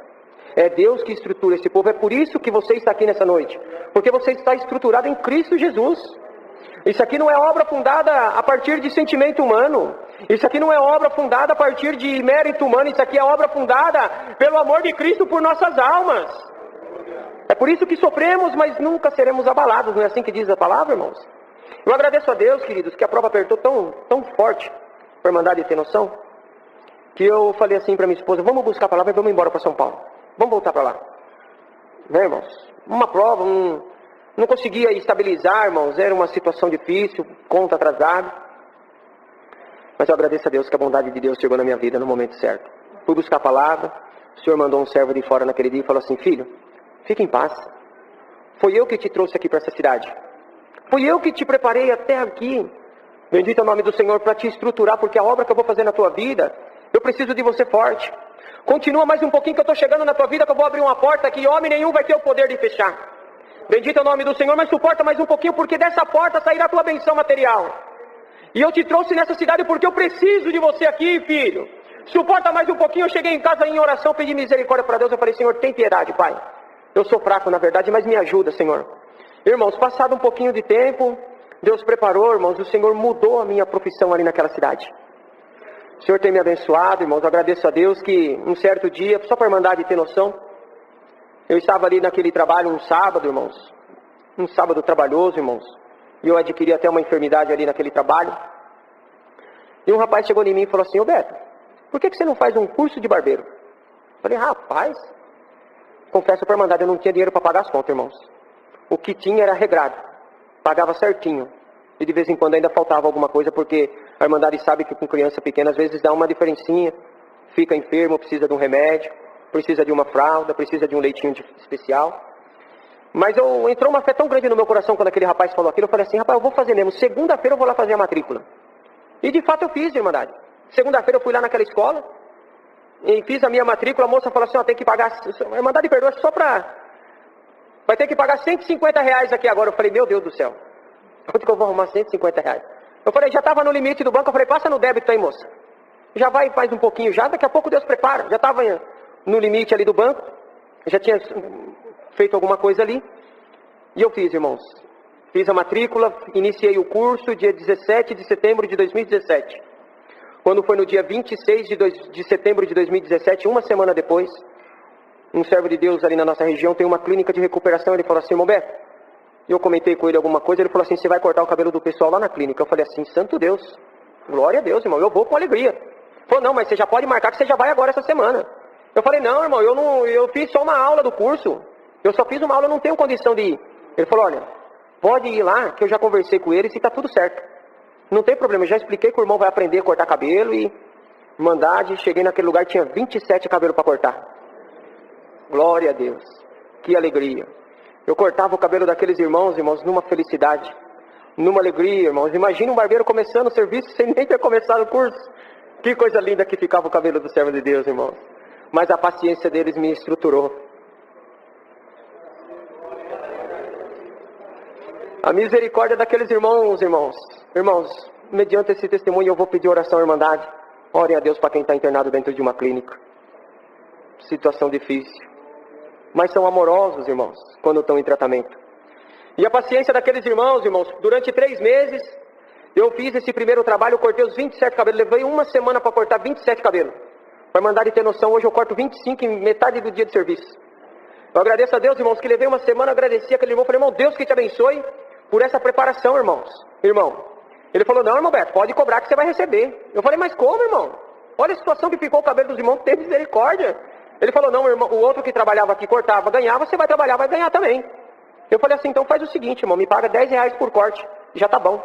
Irmandade, R$270. Paguei a parcela do curso, coloquei gasolina no carro para ir na próxima semana. Ainda deu dinheiro do lanchinho, consegui pagar algum maquinário ali, Deus está sendo glorificado nessa noite. O Senhor mudou minha profissão. Durante 3 meses que eu estava indo ali, irmãos, o Senhor colocou uma confiança dentro do meu coração. Transformei a minha sala da minha casa num salão de cabeleireiro, de barbearia, irmãos. Falei para minha esposa, mudamos ali, peguei a cômoda que era do menino, peguei uma cadeira ali e coloquei para mandar de ter noção, eu morava numa rua sem saída. E no final da rua é um pasto até o dia de hoje. Não tem movimento nenhum, irmãos. Eu abri aquele portãozinho, minha casa era meio portão. O interior é uma beleza, irmão. Ainda tem casa que não tem nem portão ainda. A minha era meio portão, eu abri aquele meio portão e colocava uma plaquinha. Barbearia, corte R$10. Irmandade de Deus foi tão bom na minha vida que fazia fila na porta da minha casa para cortar o cabelo. Eu agradeço a Deus que foi Deus tomando os caminhos da minha vida. O Senhor foi abençoando, irmãos. E chegou um ponto que eu falei para minha esposa, não tem como comportar esse monte de homem aqui. Daqui a pouco a polícia vai bater, vai perguntar o que é esse entra e sai de homem aqui. Irmãos, eu falei para minha esposa, entrou uma tribulação no meu coração e eu estava na empresa ainda. Trabalhava até 3 horas da tarde e depois eu fazia ali meus trabalhos em casa, irmãos. Eu agradeço a Deus que Deus permitiu nessa enfermidade que eu adquiri. Eu fui encostado no INSS durante 3 meses. Foi o período que Deus me deu a graça, irmãos. Eu abri o meu salão. Quando foi o término daquele período de 3 meses, cheguei na empresa e falei assim, ó, me manda embora porque eu preciso abrir o meu salão e eu vou começar a trabalhar por minha conta. A dona daquela empresa falou assim, a empresa não está demitindo ninguém. Se você quiser, peça as contas. Eu falei, então faça as minhas contas em nome do Senhor Jesus Cristo que eu estou indo embora. Agradeço a Deus que eu abri aquela porta, irmãos. Dia 10 de julho de 2018. Bendito é o nome do Senhor. Em janeiro de 2019, o Senhor estava dando a graça de nós comprarmos a nossa casa própria, irmãos. Eu agradeço a Deus que em outubro de 2022 o Senhor deu a graça de pagar aquela casa também. E o nome de Deus está sendo glorificado. Vale a pena, irmãos. Nós sofremos pelo amor da obra de Deus. E o Senhor havia feito uma promessa, a irmandade tem um pouquinho de paciência. Vai acabar o culto no horário certinho. Eu agradeço a Deus, irmãos, que antes de nós irmos, o Senhor me chamar nessa graça, eu congreguei ali no bairro da Cruz Velha e Deus mandou a palavra naquela noite, numa sexta-feira, e falou assim, filho, amanhã vai ter um batismo, lá na central de Suzano. Vai lá, que eu vou te chamar nessa graça. Vou converter os teus caminhos, vou trocar o teu vocabulário, vou trocar as tuas amizades, vou te colocar um dom do céu dentro do teu coração para você me servir, e no tempo certo eu vou separar você para o meu ministério, para você pregar minha palavra sobre a face da terra. Irmãos, eu guardei aquilo dentro do meu coração, não comentei com ninguém, irmãos, da promessa que Deus havia de me colocar no ministério. Eu guardei isso dentro do meu coração, irmão, carregava dentro de mim, irmãos, uma fé e uma esperança em caminhar o Senhor, irmão, o Senhor me ajudar na face dessa terra, porquanto eu fui o primeiro crente na minha casa, irmão, servo de Deus, foi o primeiro que o Senhor me chamou. Depois o Senhor chamou minha mãe, chamou minha irmã, e Deus preparou, irmãos, e me chamou nessa graça, com 5 dias que eu congreguei, irmãos, na Congregação Cristã no Brasil. No 5º dia o Senhor me chamou nessa graça. Em junho agora vai fazer 17 anos que o Senhor tem me sustentado. Agradeço a Deus que o Senhor nos levou para a cidade de Piracá, irmãos, e nos provou, e abriu a porta material, irmãos. Deus preparou nossa casinha, preparou uma clientela para mandar e ter uma ideia. Deus dá graça de cortar hoje uma média de 20, 25 cabelos no dia. Benção de Deus na nossa vida, irmãos. Agradeço a Deus que Deus preparou, que Deus dava graça de nós ajudarmos a atender a obra, irmãos, ali no bairro do Atibainha Acima. Era 35 quilômetros de estrada, irmãos, e como músico Deus deu a graça de ajudar ali. E Deus preparou, irmão, uma situação difícil para chegar naquele lugar, e Deus nos deu a graça de nós comprarmos um carro 4x4 para nós ajudar ali a atender aquela obra, irmãos. Tinha dia de chuva que era muito difícil, não chegava de jeito nenhum com um carro comum. Irmãos, e nesse carro, irmãos, uma Mitsubishi, para mandar de ter uma ideia, uma TR4, muito forte esse carro, irmãos, muito forte. Eu agradeço a Deus que um dia eu trabalhei até 8 horas da noite e minha esposa falou assim, ó, precisamos fazer a dispensa da casa. Eu falei assim, então vou trabalhar até umas 8 horas, depois a gente vai na cidade de Atibaia, faz a nossa dispensa e volta embora, que ali fica aberto até 10 horas da noite.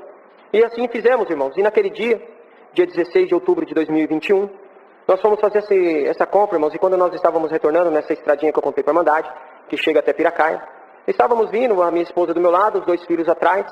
Irmãos, estávamos vindo dentro da velocidade da rodovia, uma noite escura. Quando nos deparamos, minha esposa gritou, falou, Beto, cuidado do cavalo. Irmãos, quando ela falou assim, entrou um clarão dentro do carro, não foi coisa, fração de segundos. Quando nós percebemos, o teto já estava aqui em cima de nós, irmãos. Bendito é o nome do Senhor. Aquele carro estava todo quebrado à frente. Irmãos, eu agradeço a Deus que eu olhei para minha esposa, do meu lado estava em paz, não tinha nada. Olhei para os meus filhos no banco de trás e estava tudo em paz. Bendito é o nome do Senhor. Eu também estava sem arranhão nenhum. Quando eu desci do carro, irmãos, havia um cavalo morto aqui do lado esquerdo, no meio da pista. E quando eu dei a volta, irmãos, achando que era só um cavalo, quando eu dei a volta, tinha uma charrete e 2 homens caídos ali no chão, irmãos. Entrou um desespero na minha alma, irmãos. Um desespero tão grande. Eu entrei em estado de choque. Comecei a gritar naquela rodovia. Irmãos, e Deus é tão bom na nossa vida que Deus preparou que 2 carros para trás, hoje é o nosso conservo também lá, cooperador de jovens ali também na nossa região, e na ocasião ele era músico também. E ele vinha, irmãos, e eu naquele estado de choque, ele pegou no meu rosto e falou assim: Beto, calma, rapaz, calma. Você não está vendo a obra que Deus está fazendo na tua vida? Fica em paz, os dois rapazes estão vivos. Irmãos, certo é, irmãos, que deu perca total naquela pajeira, irmãos. O cavalo subiu no teto, amassou, para mandar ter noção, amassou até o porta-mala, ficou torto. Irmãos, eu agradeço a Deus que eu me desesperei com a vida daqueles homens e orei, irmãos. Esqueci do carro, irmãos. Na ocasião não foi por negligência, mas eu não tinha seguro, Deus o sabe por quê. Irmãos, e eu não me preocupei com o carro de forma nenhuma, que no dia seguinte, com a saúde que temos, poderíamos, né, irmãos, comprar outro e pagar. Mas eu agradeço a Deus, irmãos, que eu me preocupei com a vida daqueles homens. Um ali já se recuperou, irmãos, quebrou o maxilar dos dois lados, quebrou a perna, foi socorrido, mas estava vivo, estava em paz. Eu fiquei preocupado com outro, irmãos, que caiu 20 metros para trás do carro, bateu a fronte da cabeça. Bendito é o nome do Senhor, seu ouvido começou a vazar, irmãos. Irmãos, um desespero, e foi 4 dias de oração. Orando, irmãos, no sábado, domingo, segunda, na terça. Quando foi na quarta, a família ligou e falou que aquele homem teve alta do hospital. O Senhor passou com a misericórdia dele, tirou ele daquele hospital. Quando foi na sexta-feira, a família ligou e falou assim: senhora, senhor Roberto, por favor, manda a tabela FIP do carro e o número da conta que nós estamos fazendo o pagamento do carro para você agora. Glória ao nome do Senhor.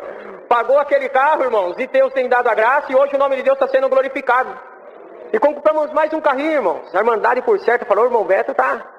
Glória a Deus, né, irmãos, e a benção de Deus na nossa vida. Passaram-se 2 meses, outubro, 1 mês, 90 dias, o Senhor chamou minha filha na graça, com 12 anos de idade. Está lá minha auxiliar de jovens, irmãos, minha companheira. E passaram-se 3 meses, queridos. Por isso que a palavra de Deus fala que Ele prova aquele que Ele ama. E Ele prova mesmo. Mas quando Ele prova, Ele recomenda. Ele guarda, Ele sustenta, não é assim, irmãos? E Ele faz a nossa vida da forma que Ele quer. E nós vimos, irmãos, 3 meses, exatos 3 meses depois, vindo visitar a família aqui em São Paulo, pela Fernão Dias. Irmãos, e houve ali um trânsito meio carregado. E houve ali uma parada meio brusca do carro da frente, e eu parei também, mas os 2 carros de trás não conseguiu parar. Encheram a traseira do meu carro, aqueles 2 carros, irmão. Agradeço a Deus que eu olhei para minha esposa, tudo em paz. Meus filhos, sem nenhum arranhão. Eu desci daquele carro e falei assim: ó, culpa no acidente eu não tenho, mas eu sei de quem que é a culpa de tudo isso aqui. Pode ficar em paz. Por certo, Deus está vindo com uma obra aí na frente na minha vida. Agradeço a Deus, irmãos, que passado 28 dias, o servo de Deus me ligou e Deus confirmou nosso cooperador de jovens ali na nossa comum congregação também, irmãos. Estamos ali, fez 1 ano que o Senhor nos colocou ali como cidade. Convido toda essa irmandade para congregar conosco ali. Nossa comum congregação é Recanto Pouso Alegre, na cidade de Piracaia.